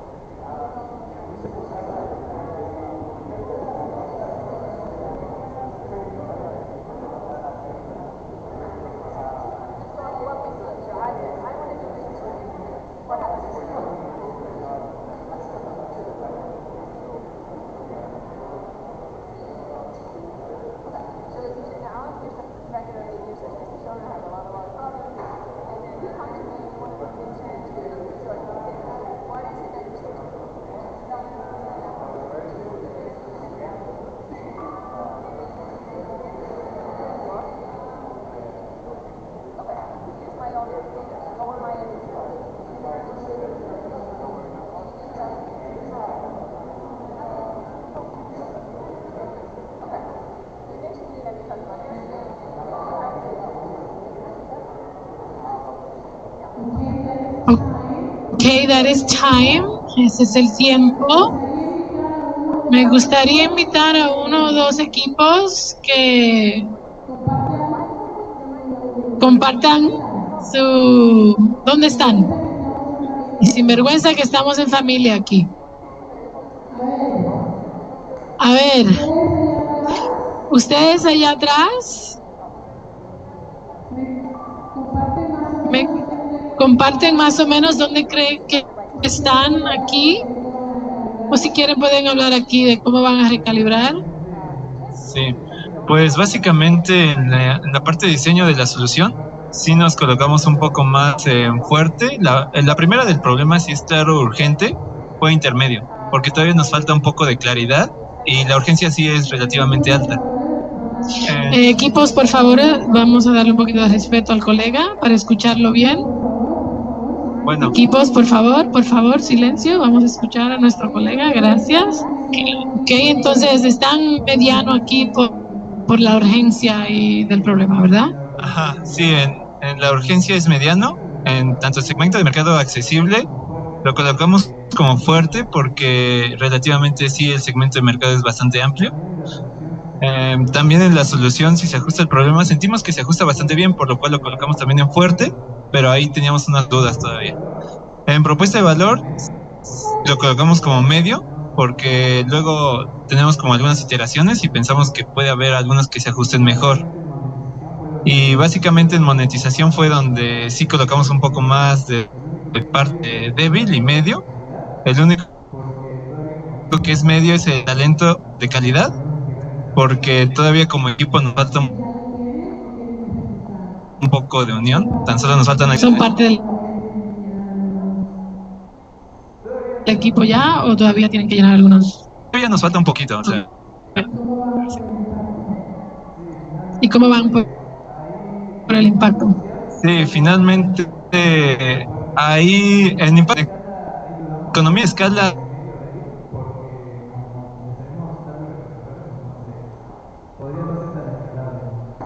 ahí dudamos, porque sino más como tipo lineal. Y finalmente en factor de innovación lo colocamos como un intermedio, porque si incorporamos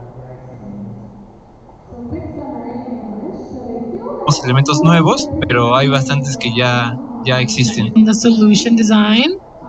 On the monetization, they feel like they're a little more weaker to medium. There's some gaps on the team that they still need to fill. And then on the impact, mediano a fuerte me dijo, excepto en la economía aquí.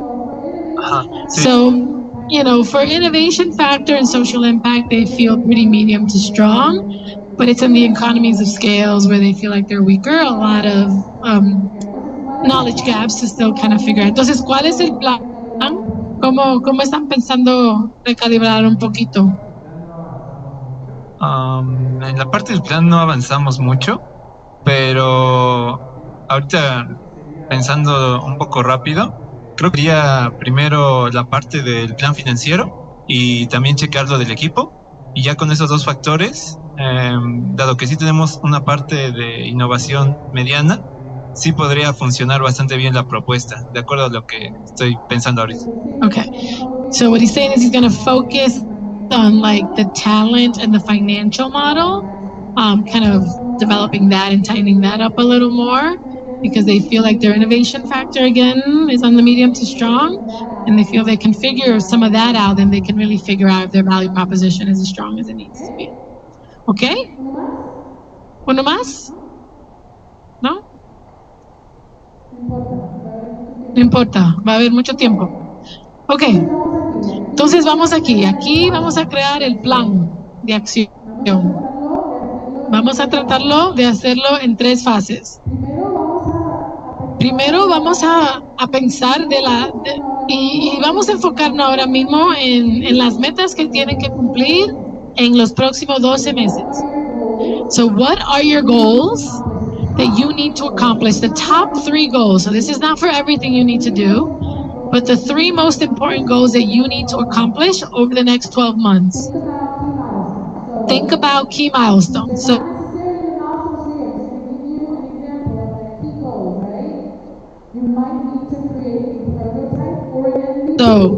these are not necessarily the milestones for you. I'm just going to give you an example of like key, depending on where you. Your next goal might be you actually want to pilot this MVP. And your third one might be you want to land your first or your first 5 paying customers over the next 12 months. Right? So these are all going to be unique to you and your business, but they need to be really the top 3 goals that are really going to show whether there's something here or not. Like, what is make or break that needs to be achieved? If you don't achieve, you're going to really likely consider whether there's something here, because you don't want to be chasing something that's not enough, right? So your goals, we're going to talk about the goals, right? When we get to your KPI, your key performance indicator, this needs to be quantifiable. That's one of the leading characteristics of a KPI. So let's just say my second goal was to pilot my MVP. I might want to think about a number of users that I want to reach, or the retention of the users. So maybe I just want 10 users, but I want 75% retention. Or if it's around getting customers, right, and I'm close to doing it at the beginning of the year, is there a certain retention that I want to aim for? Is there a certain conversion rate, upselling rate, right? So think of your goal, and then for each goal, maximum of 3 key performance indicators to get to those goals. Entonces, 3 metas, y ya cuando estamos hablando de los indicadores, tienen que ser cuantitativo. Debes de poder ponerle un número. Por ejemplo, si mi segunda meta es tener un MVP o un piloto, vamos a decir un piloto, ¿cuántos usuarios quiero en ese piloto? ¿Qué tasa de conversión quiero de una página a otra o de un servicio a otro? Si aquí es tener mi primer cliente que me está pagando, o los primeros 5, o los próximos 5, right? So maybe you already have 5 customers, maybe your next 5 customers. ¿Cuánto te están pagando? ¿Están renovando? ¿Cómo lo estás reteniendo? Entonces tiene que ser cuantitativo. ¿Alguna pregunta de la diferencia entre la meta y el KPI?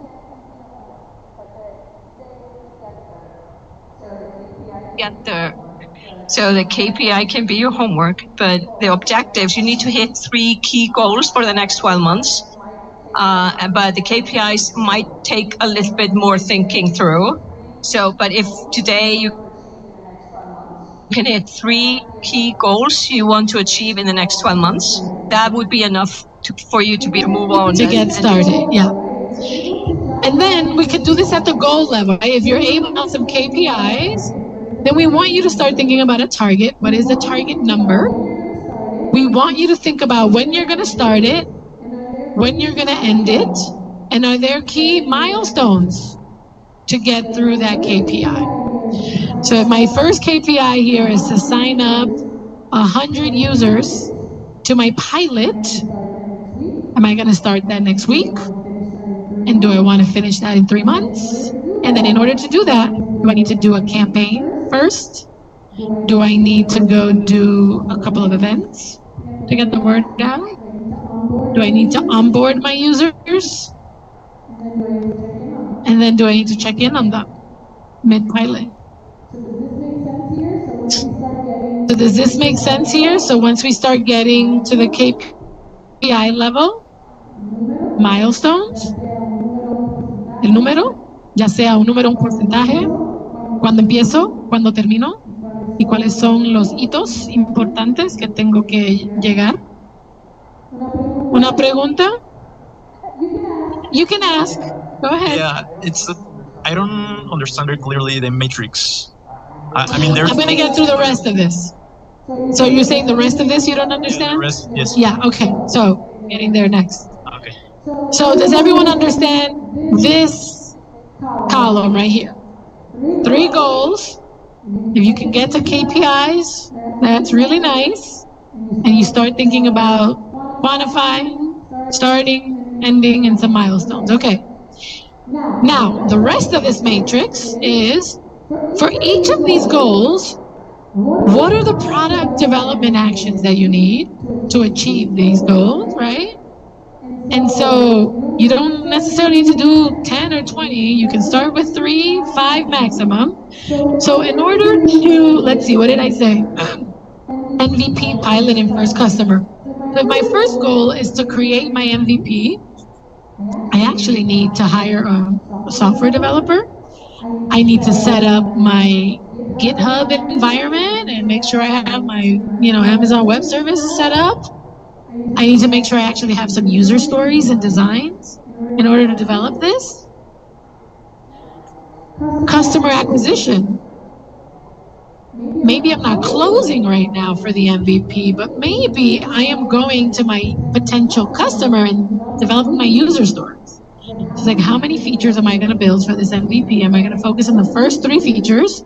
So I got to go talk to the customer and actually write some user stories. So as a small business owner, I want to stop paying fines, right? So that could be the first user story. So, and then the customer acquisition angle to this is like, I need to go write these user stories with my users. And then process and systems this, I need to buy, my GitHub, I need to buy my Amazon Web Services. I maybe need a quick training on, doing Agile and Scrum so that I can get my engineer and my designer, cranking out features. It could also mean I need to be setting up a wiki, or I need to be setting up a user manual to this MVP, because my next goal, right, is, or maybe that is in the second one, right? If I'm going to pilot this, my users need to know how to use this, right? So I either need to do an onboarding event or something like that. And then, am I building this with any knowledge from any partners? Do I need to let my network know that this MVP has a release date of 3 months from now? And so I'm going to be coming, for users. So your action, who owns it? Is it Abraham? Is it Jessica? Is it Slava? Not Slava. She won't own any of your actions here. Yeah.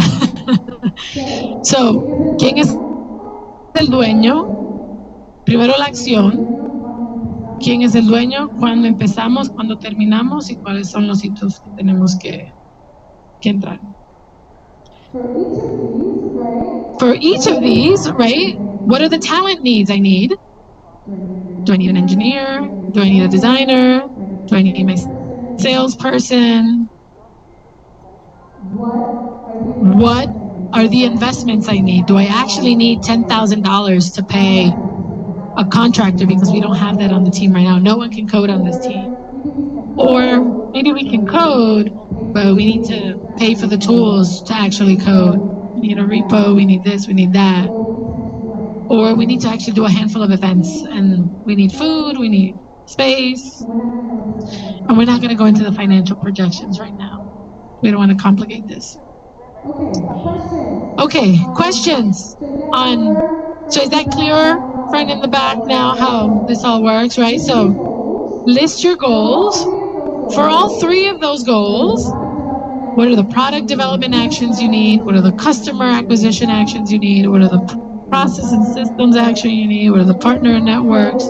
And if there's a category like legal or something, you know, that does it, that we don't have, you know, this here, probably one of the more flexible ones. Who do you need? So it's what do you need to do? Who do you need to do it?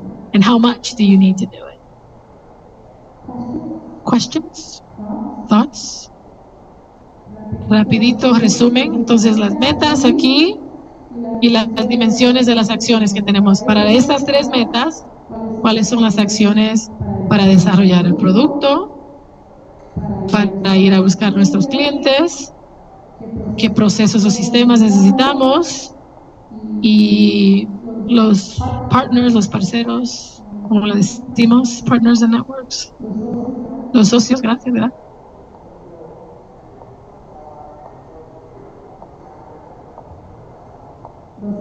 meses, ¿sí? Cuando escribimos el action plan con detalle, ¿necesitamos poner dates o fechas? Si la tienen, sí, si ya tienen una idea, mientras más detalle, mejor. Claro, no esperamos que traigan todo hoy y que terminen todo hoy, pero mientras más detalle, mejor.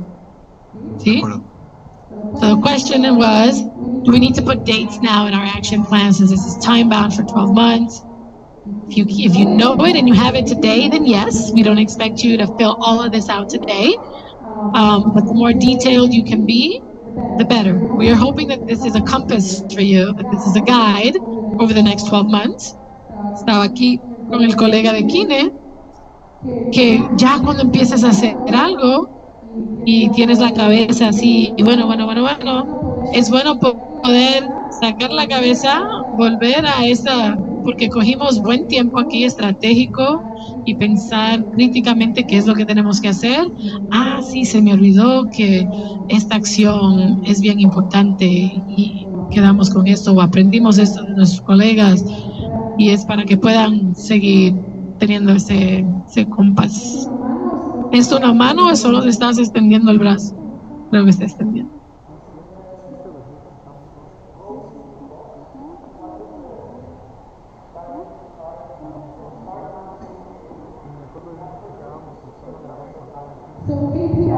So KPI should be measurable, right? So depending on the goal, right? So I gave examples of MVP, pilot, and customer.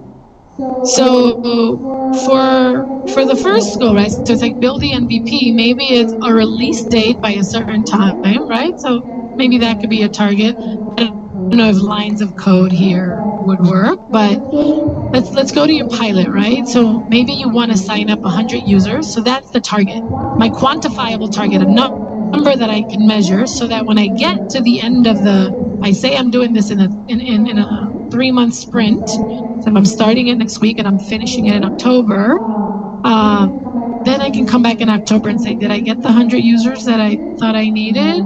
No, I only got 50%. Do I need to recalibrate that? Is 50 enough? Conversion rates, right? So did I convert in my pilot the users from sign up to take the first action to upload their invoice? Did I manage to get them from signing up to uploading their invoice, right? And it's a conversion metric. So maybe my target is I want to get 60% of first-time users, or 60%. And you can turn on your Google Analytics, right? So a lot of this is trying to be intentional about quantifying your KPI, your experiment, setting a goal, and then breaking up those milestones and revisiting that goal.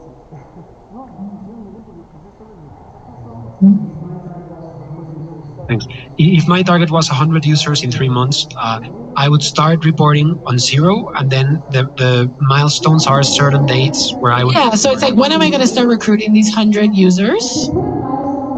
I could put a milestone of, I want to get a marketing campaign now. That's my first milestone. I need to do that by, month one. Or I can say, I want 10 users by this date, 50 users by this day, 75 users, right? So you can be, the goal is to hit your target and what milestones you need to hit that target. But those boxes are to report the progress with the milestones at certain dates. Right. So the idea is you're going to pick a start and an end date, or a start and an end number, right? And then the milestones.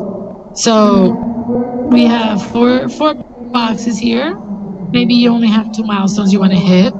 Maybe you have 4 milestones. So it's like, let's make it simple. Let's do this 3, and you're trying to do this in 3 months. So it's like by month 1, what am I trying to do it? You could do it that way, or you can say, I need to first do a recruitment campaign, then I need to onboard them, then I need to launch them on the platform. Do you want to add anything there, Slam?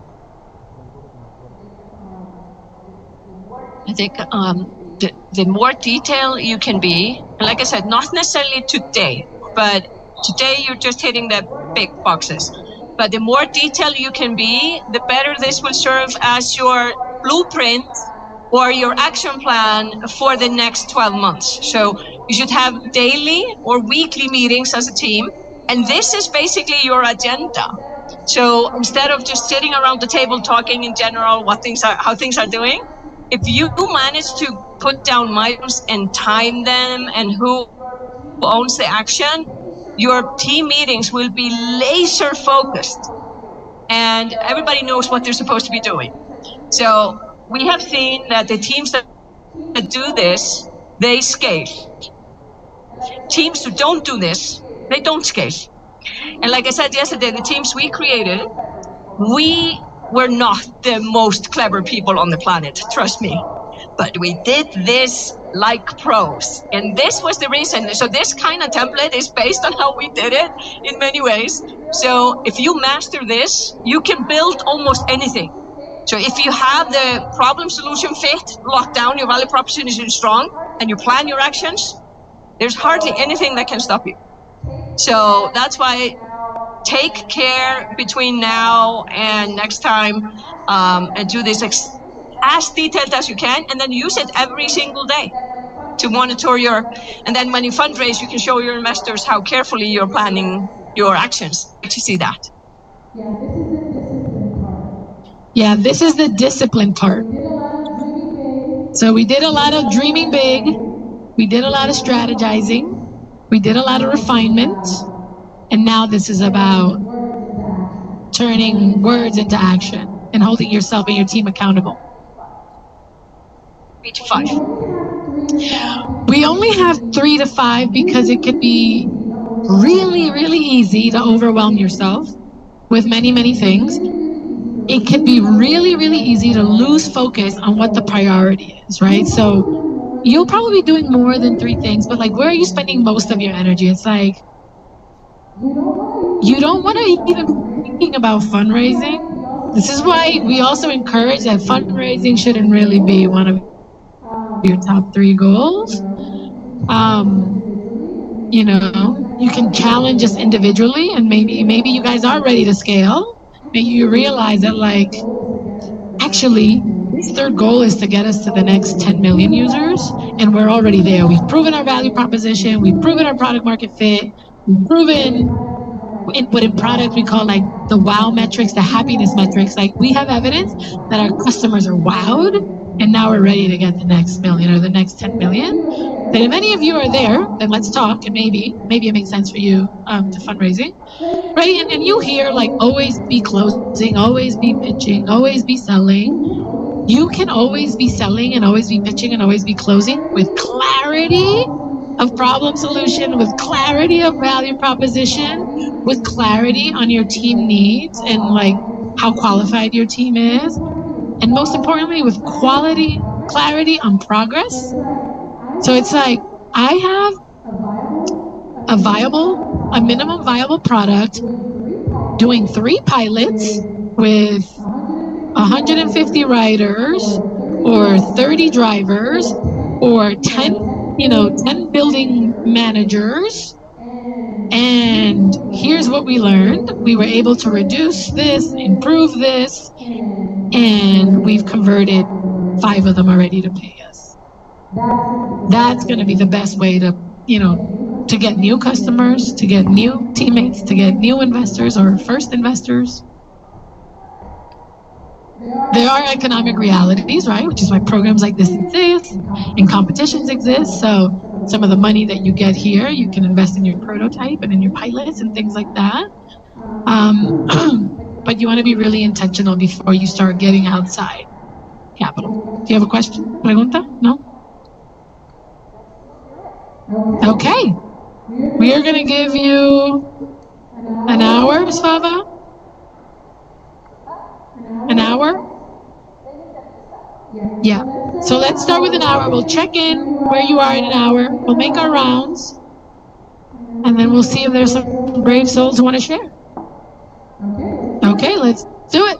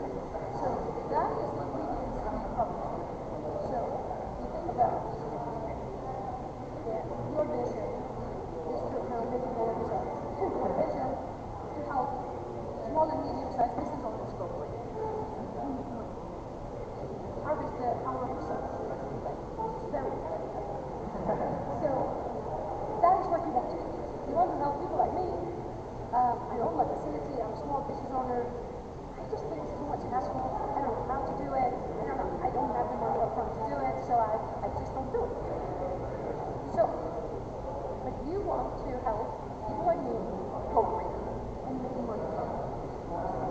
That's why you wake up. So, how about this? Problem you're solving is obviously you're over helping the small and medium-sized business owner overcome this barrier of having to put the money on the roads, and you're advocating and making all these processes simple. So I can actually just do it. Okay. You use data logs, right?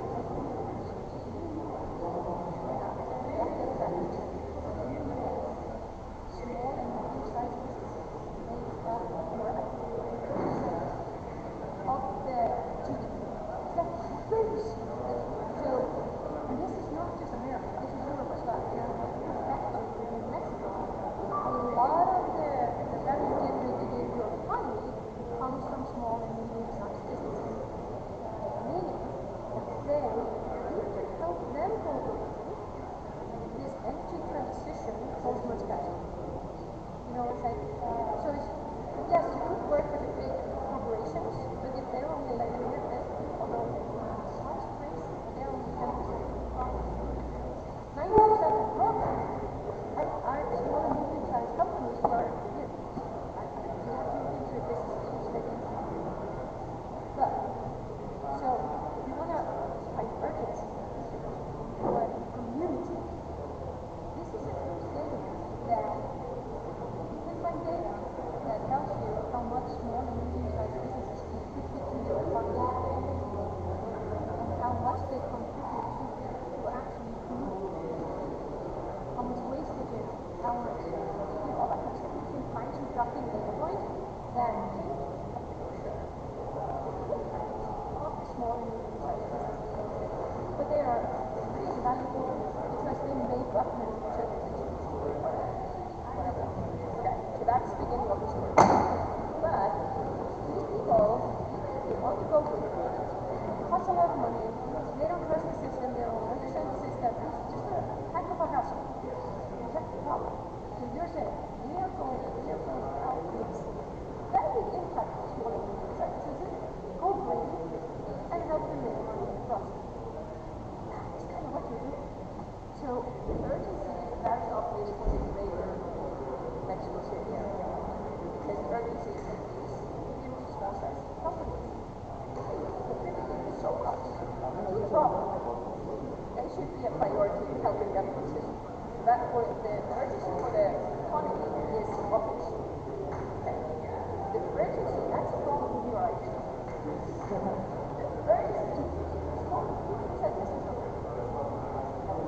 If you're solving it with your value proposition business, I don't care about it. I don't know a lot about the problems that you solve. But if someone like you come, you tell me, only help you through the process. It's easy and it can help you with the upfront payment, but it will eventually save this amount of money or make this money.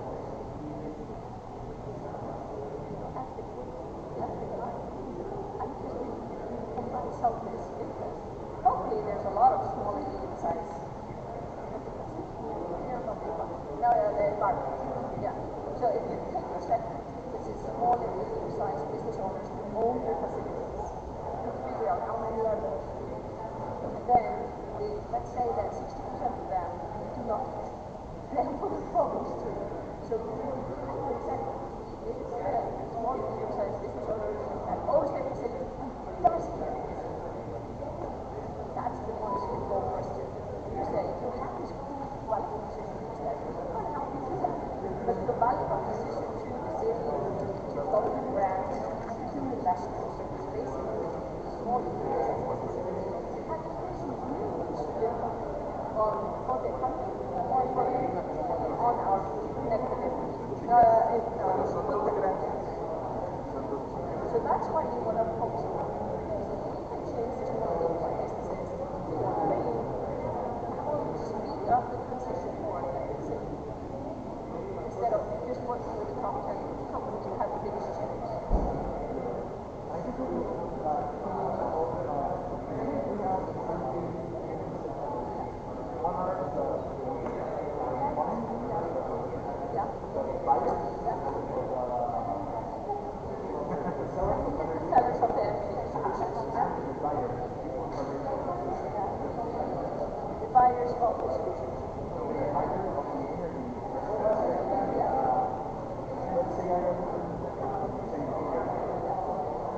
Thank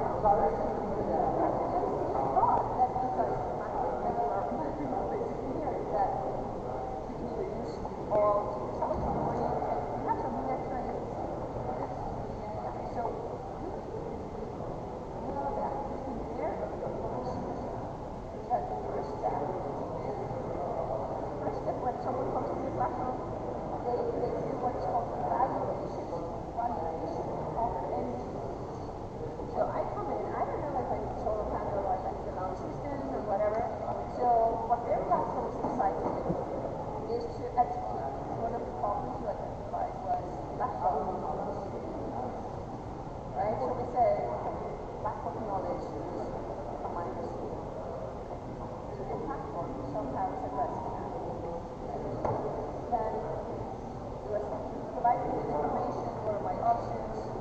system is wearing now, what can you do?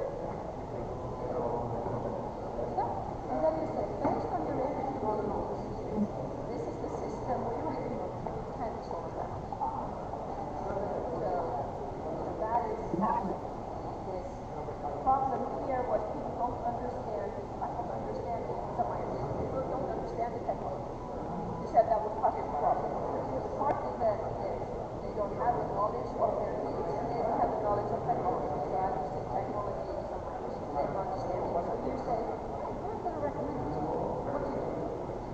Then it is okay. Now I understand my needs. I understand what I need to do to meet those needs, but I lack the money. It's going to cost a heck of a lot of money. So if I don't have the money, so here my issue is lack of money.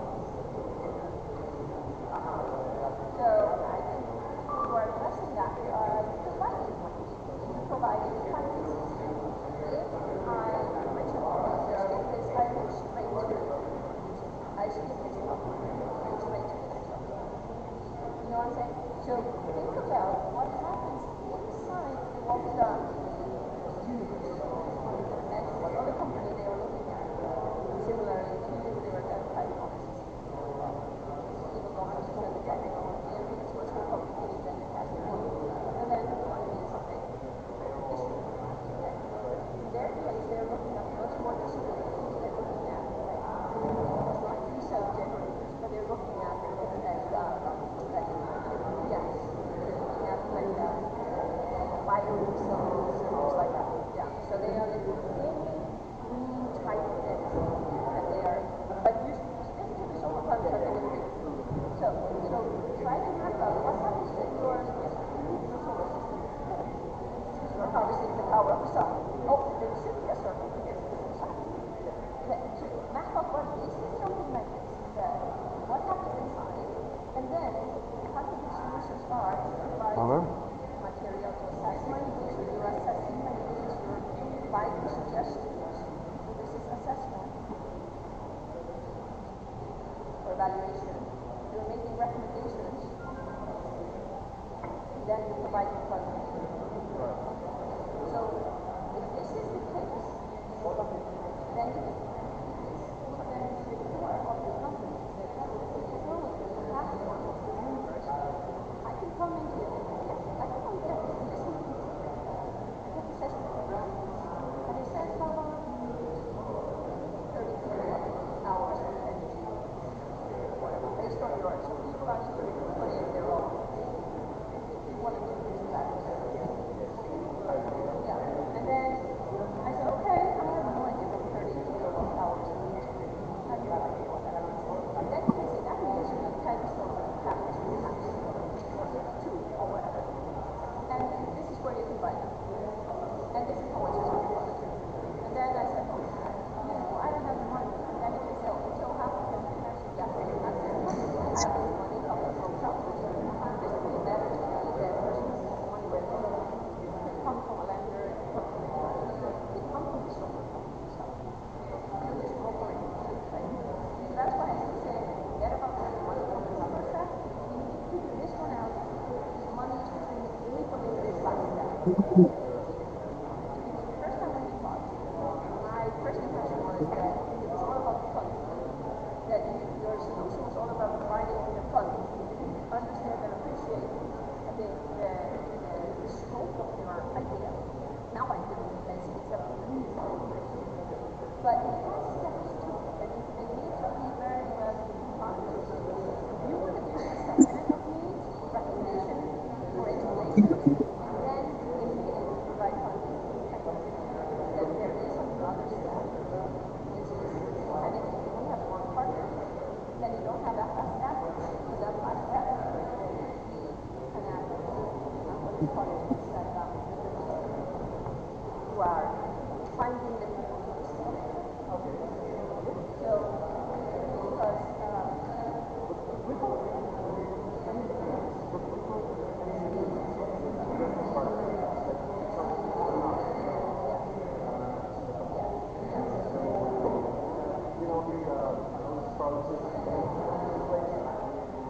you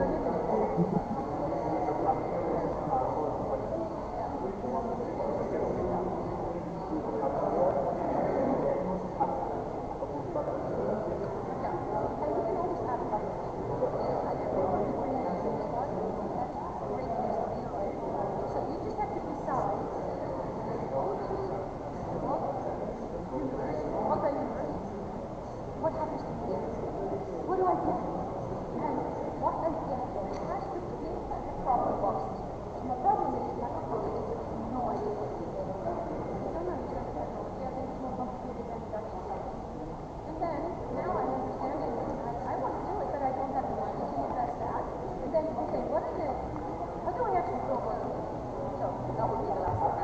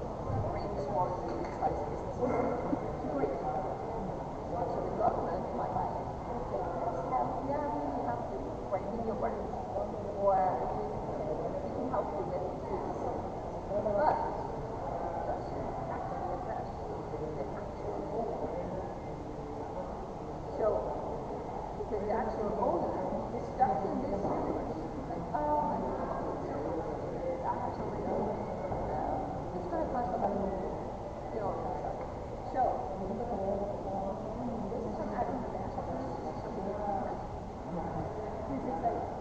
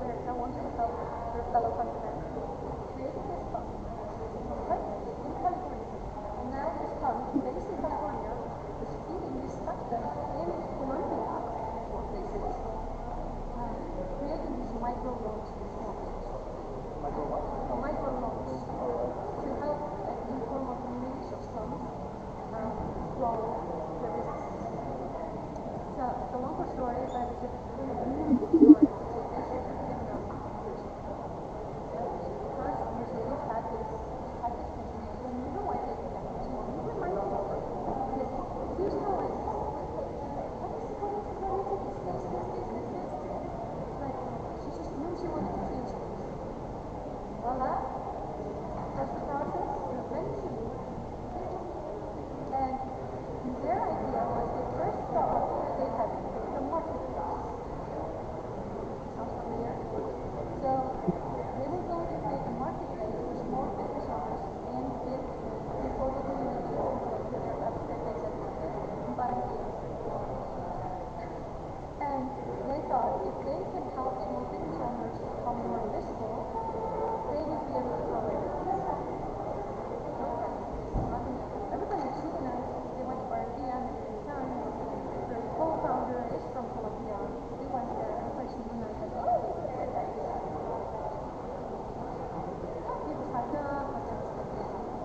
So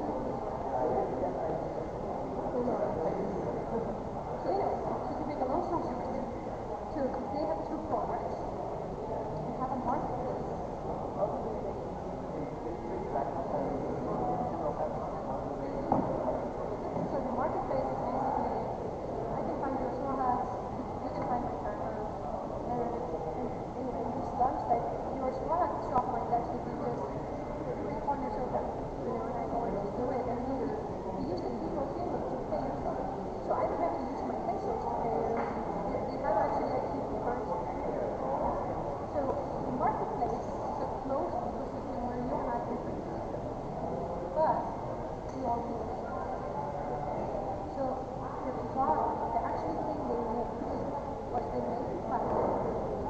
Then they made an algorithm, and they made and the algorithm using everything that happens in the world.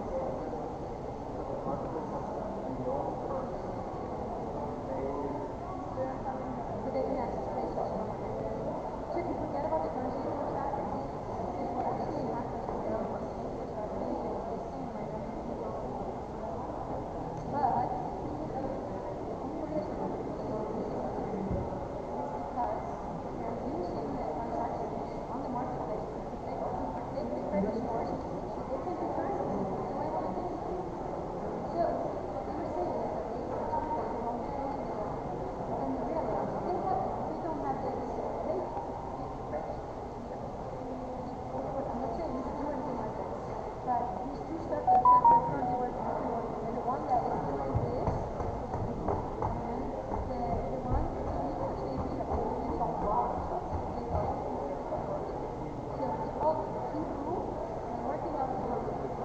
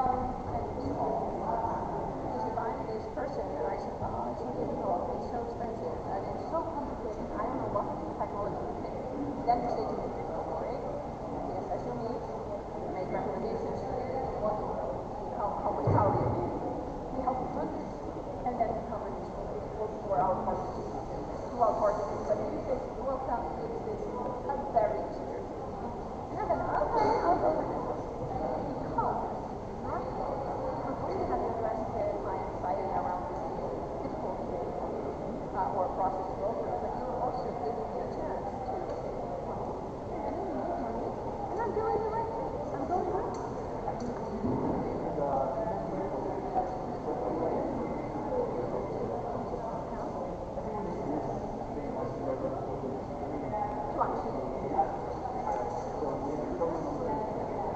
When you do your value proposition again, this is the basis of the value proposition.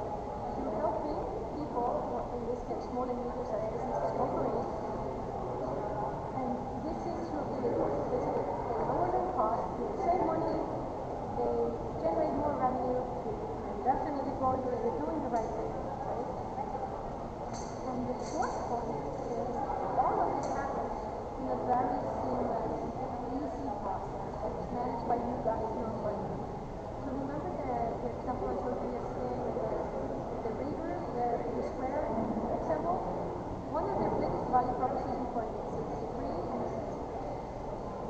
So you don't underestimate this concept. If you are researchers, you are the biggest reasons why small and medium-sized companies are not doing great is the lack of knowledge and lack of understanding of the technology and the perception that this is super complicated.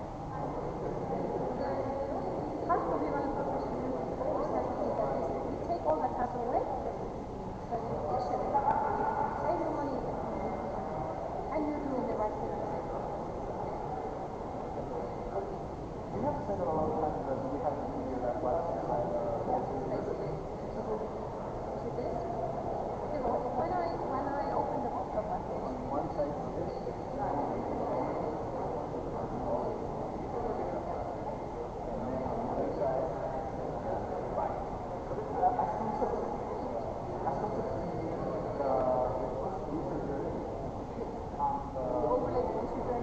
so let's say this walk through the process. So I'm someone who finds jobs. And I say, okay, I'll do it. What happens?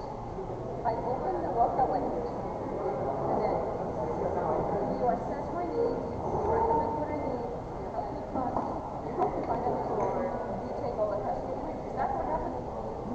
Or the solar and solar companies are in charge of these super but it happens on the platform. because they have to use providers. The moment they leave WhatsApp, then they don't want it. Yeah, but behind the scenes, you have a partner. You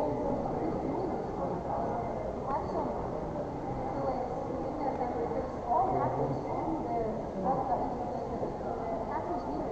I think mostly. But it so happens someone who doesn't doing it, making recommendations based on I have 2 fridges, I have 10 TVs, and have then there's a recommendation talking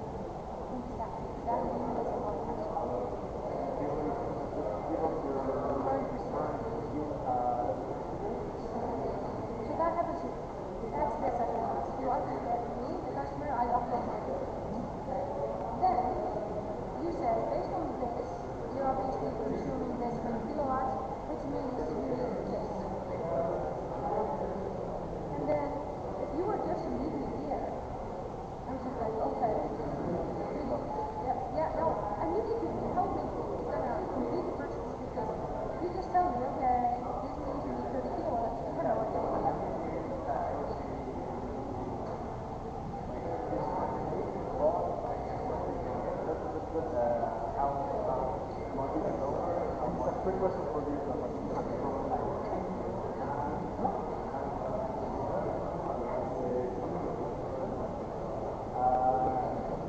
Someone who's a very important question to ask earlier, almost question. So how do we, when we give you customers, let's make a little bit that you're in the deal to reduce the zero and for how many months are we going to sell them by? By the way, great having you counted users, electric goes to zero. Yeah. Okay, sorry. Because I have to use before so, you know the you are able to sell the first one, I think it's the first thing you want to do is a pay for right? So how are we going to ask the customers how much they want their from performing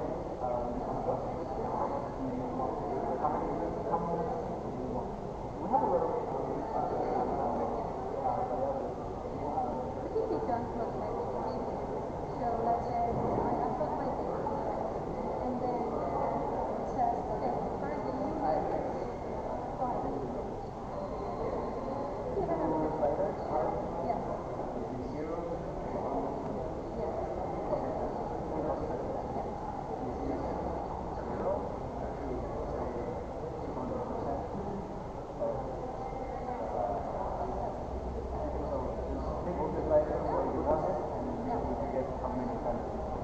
So let's say in this case, I say I want to reduce my bill to zero, but I'm willing to invest a little bit more because I want to earn. So they're actually like a third, almost like a third. How much are you willing to invest? Yeah. Because let's say it's going to cost me to go to meet, let's say it's going to cost me 100, whatever. But to go to 200, it's going to cost me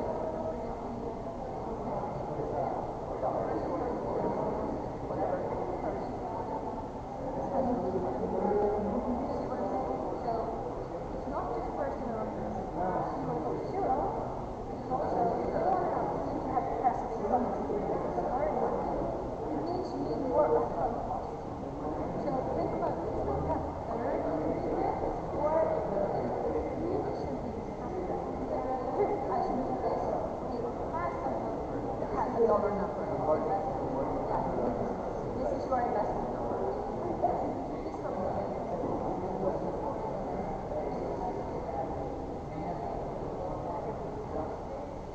Yeah, how do you know that they can? Yeah.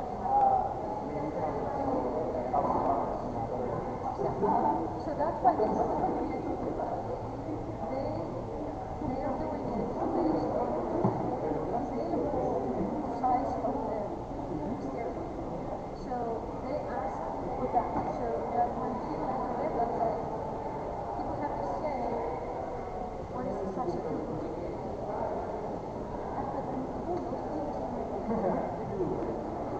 So you could basically give my, I could give you my address. And you can see my phone. Well, that's true. So you can predict that. There you go. So you can then swap it. If I say I want to earn 200%, then your math here will say, oh, your interest is going to get I think you get 200. Or but you could do it. You could do it.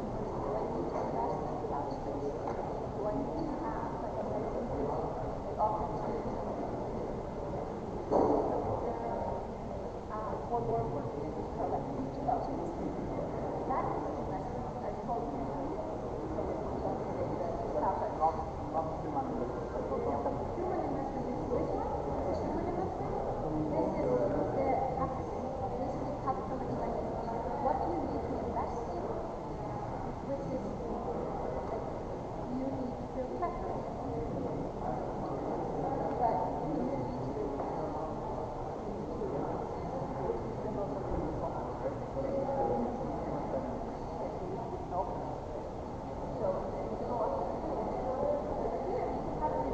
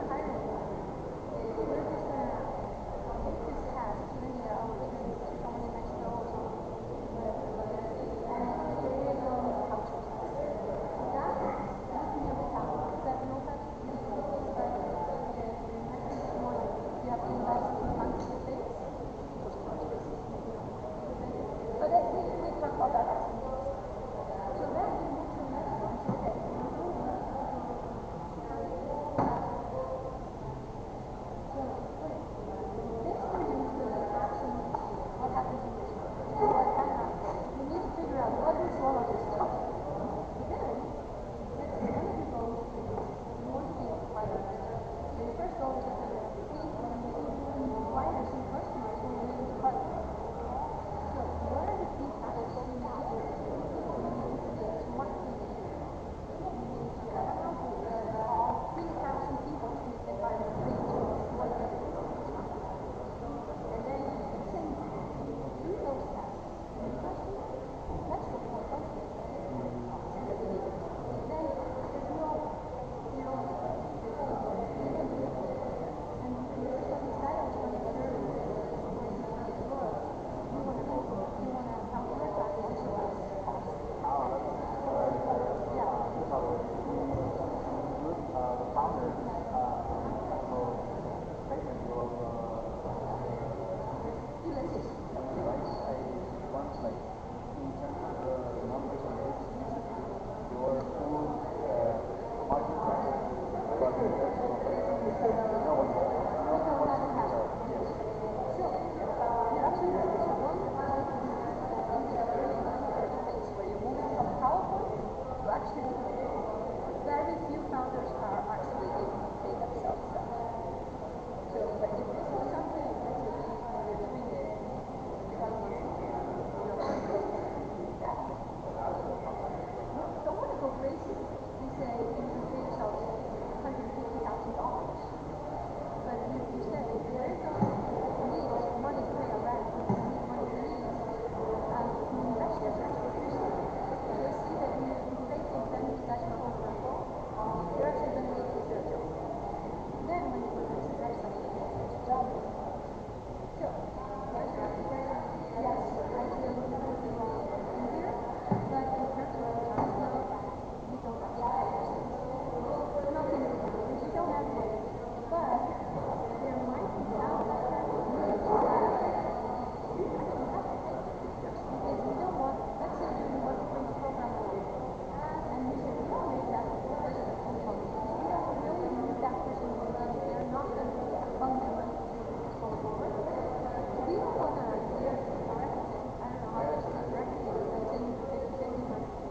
You don't want to split it with someone else. You know, you like that, look at this. You say, there's a kind of need in our kids to read the third book.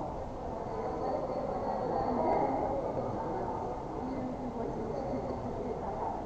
But make sure that they bring on the co-founders, that they have a license, and all of that.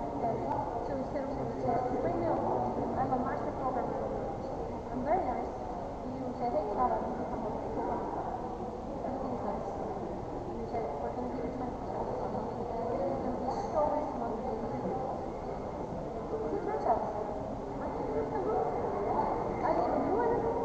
I don't know programming. I'm just a good salesperson. You fell for it. You're giving me 20%. So that's why there's so many investors here. Because that's 3 years.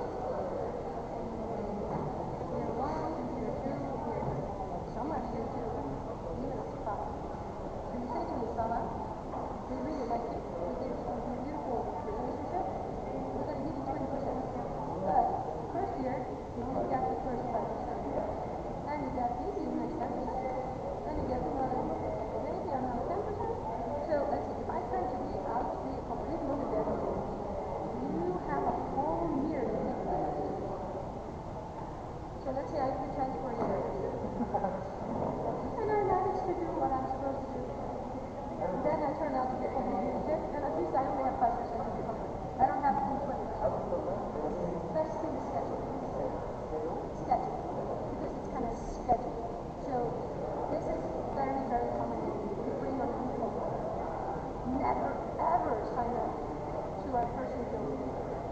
It's almost like having, like, you know, you get married, it's kind of almost like, okay, I'm not going to share my love with this person. This is absolutely true. And we have seen founders. Yeah, that's going to happen to us. Probably 60% of the equity in the company now belongs to former founders who left 5%.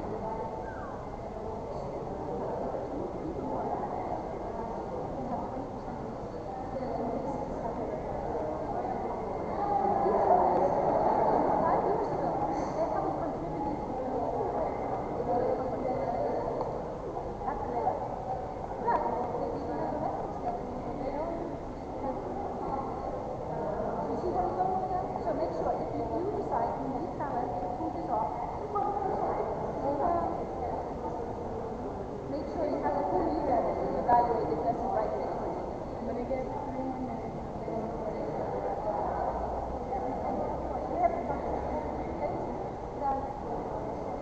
you are not actually interested in this until you figure this out.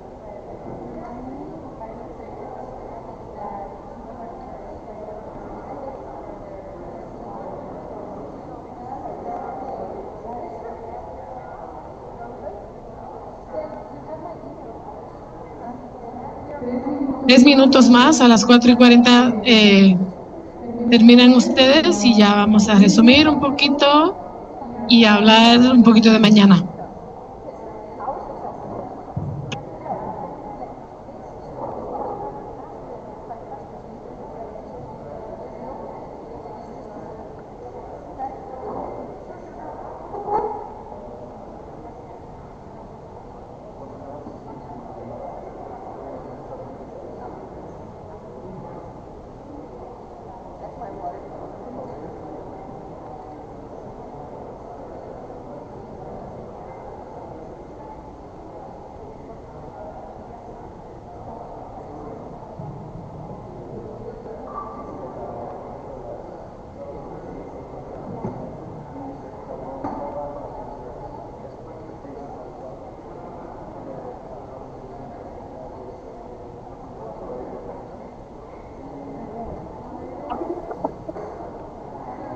Question.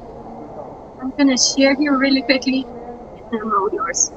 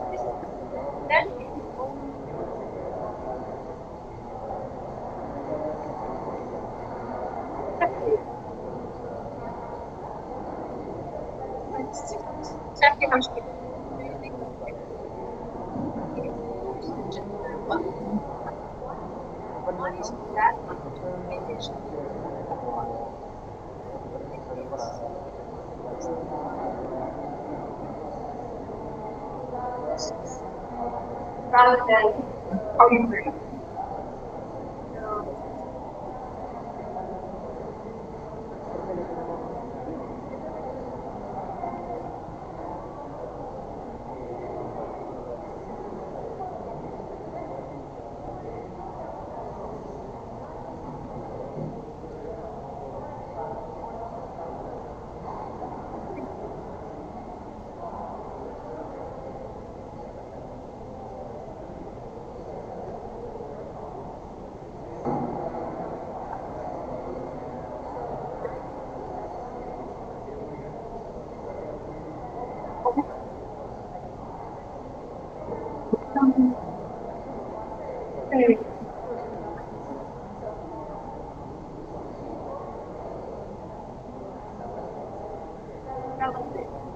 Go from that.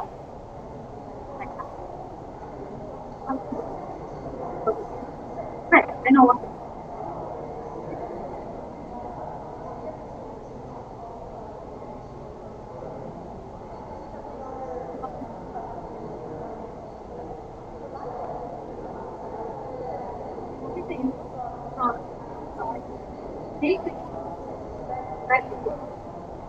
What do you need to do with it?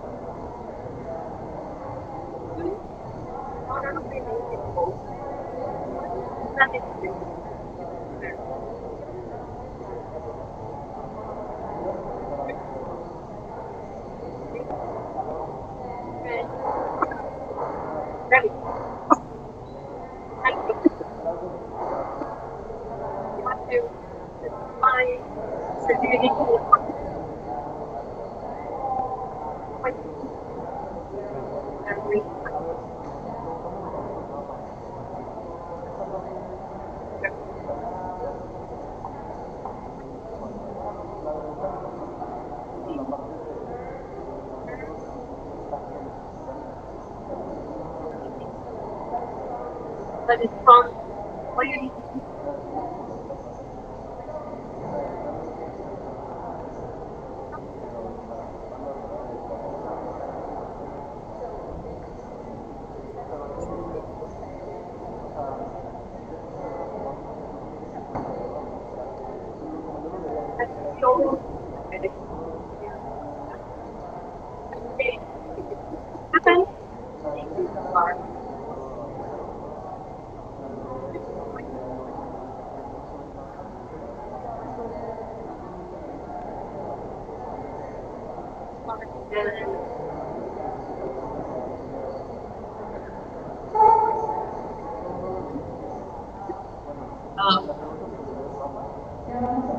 Ya vamos a empezar. A ver, ¿de quién no hemos oído hoy? Yo estoy tratando de aprenderme todos los nombres. A ver ahora. Kidsmile, Araceli, Miguel. Nos comparten sus 3 metas. So we're doing just a quick goal share, do a quick check-in with some teams. So team 10, Kidsmile, is going to share their 3 goals. Sí, podemos ser maybe en el middle.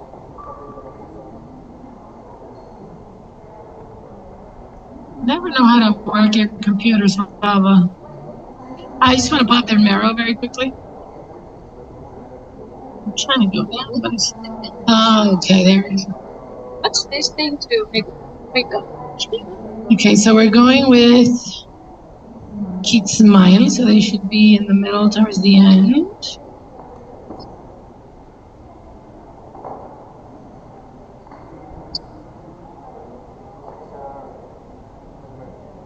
Right? Okay. Yeah. Okay. Coming up.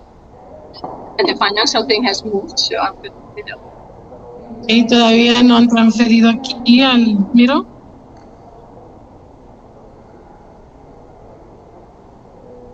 There's nothing here. Oh, it's so small. Ah, ya, gracias. Bien pequeñito. Ok. Entonces, primero el objetivo número 1, micrófono, ¿dónde está el otro?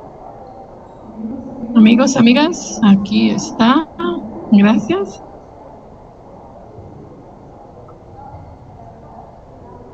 Hola. Hemos planteado 2 en el primer objetivo, 2 alcanzables. Primero es en cuestión de la producción, realizar la producción de 10 lotes de 5 láminas de 6 metros por 2 metros. Ok. El objetivo, vamos un poquito más general al objetivo. ¿Ya tienen prototipo? Sí. Entonces esto es ya llevar algo al mercado, alguna versión. Sí. ¿Ya están vendiendo en el mercado o no? No. Eso sería el primer producto viable. Exacto. Entonces yo llamaría ese objetivo, ¿ya está creado o lo quieren crear? Está creado, lo queremos crear a esas dimensiones, queremos escalarlo. Ok, entonces es versión 2 del producto, ¿verdad? Entonces, un poquito aquí, más general. Entonces, para hacer esta segunda versión del producto, ¿cuáles son los 3 KPIs que se pueden medir? Para hacer esta segunda versión del producto, necesitamos el equipo. Ok, el equipo de personas que se van a... Ok, ¿qué más? Maquinaria y el espacio. Ok, creo que esas son acciones, ¿verdad? Confirmar el equipo, confirmar la maquinaria y confirmar el lugar. Pero para hacer esta segunda versión del producto, dame un poquito más de detalle. Hay que hacer un molden, hay que experimentar con las medidas, porque tienes, realizar la producción de 10 lotes de láminas de 6, ok. Entonces aquí es realizar la primera producción de la segunda versión del producto. ¿Cuánto? El objetivo son 10. Es la porción que se puede cuantificar. Sí. Realizar la venta y la distribución. ¿A cuántas personas le vas a vender? Creo que ese es lo que se puede cuantificar. Estábamos en eso. Ok. ¿Y tenían un tercero ahí o no? Ok, si el primer objetivo es la segunda versión del producto, ¿cuál es su segundo objetivo? Sería afianzar a nuestros clientes. ¿Qué quiere decir afianzar? Identificarlos bien. Ok, entonces creo que el segundo objetivo sería vender este segundo, y el primer KPI es identificar cuántos clientes potenciales. Hay que ponerle un número. El segundo puede ser cerrar 50% o 10% de los primeros 100 que hemos identificado, y el tercero puede ser vender 3 lotes o no sé qué. Entonces, esto tiene que ser de producir o desarrollar el producto. Esto es para vender el producto y ya, vamos ahí. Piensen en otro. Entonces, ¿cuál sería el tercer objetivo que este año quieren desarrollar? ¿Ok? Uno más. Vamos a ver de quién no hemos oído hoy.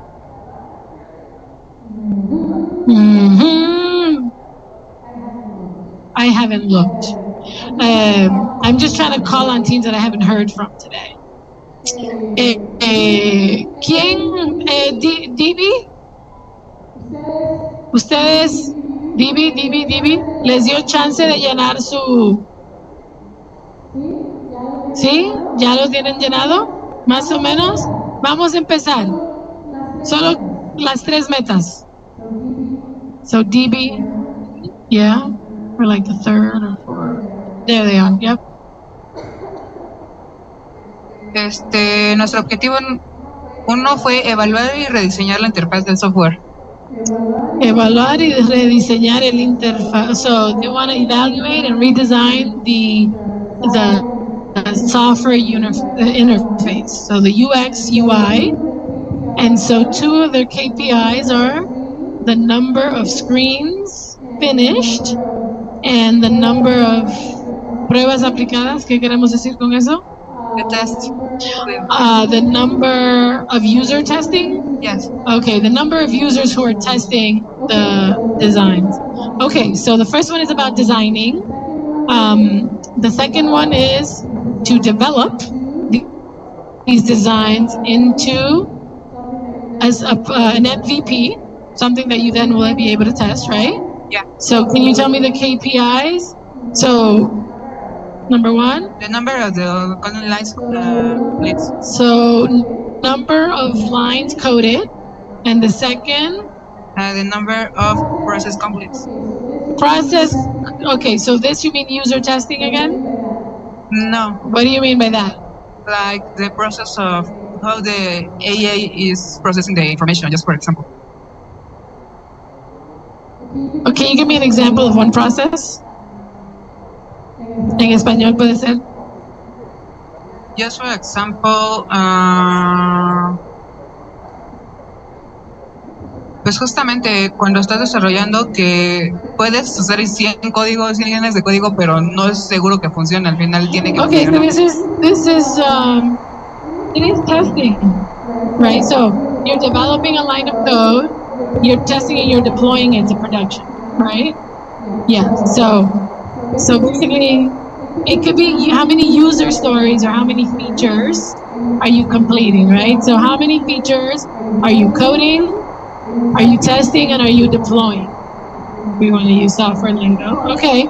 And your third objective? This is a pilot? Yeah. Okay. Piloto. So let's make it clear.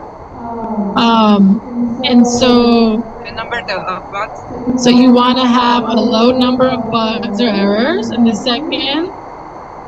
How many days of this is the... So how are they taking the action that you want them to take? How many actions? Did they sign up? Did they download? Did they do this? Did they do that? Exactly. Yeah, okay. We just got to make that a little clearer. Okay. And so actions, are these actions for one goal or for more than one goal? So we have here to actually do the UX, the graphic design, to validate the UX, and to do QA testing. Okay. It's getting really loud. Okay, so we're going to wrap up. The last thing we want to tell you is for tomorrow, we are going to work on your presentation, on your storytelling. If you have a prototype that fits through that door, you know, some of you have way bigger pilots, prototypes, models. If there's anything that you want to show with your presentation tomorrow, so we're going to be building, we're going to give you the elements of it. We are going to do pitch practice at the end. And so if you want to use whatever you're building, whether it's something digital on your presentation, whether it's something physical, you're encouraged to bring it. You do not have to bring it. You do not have to use it to pitch. I would only bring it tomorrow if you want to build it into your pitch on August 21st. Para mañana, si quieren usar algún modelo de su prototipo, si tienen ya un producto vigente y tienen que caber por la puerta, no sé si el carro va a caber, pero si tienes un modelo del carro, puede ser modelo, puede ser un diseño, como quieran. No es requisito algo físico, pero si quieren usar algo para su presentación el día 21 de agosto, pues entonces vamos a practicar con él mañana para ver cómo va. ¿Está bien? Ok. Quédense secos y nos vemos mañana.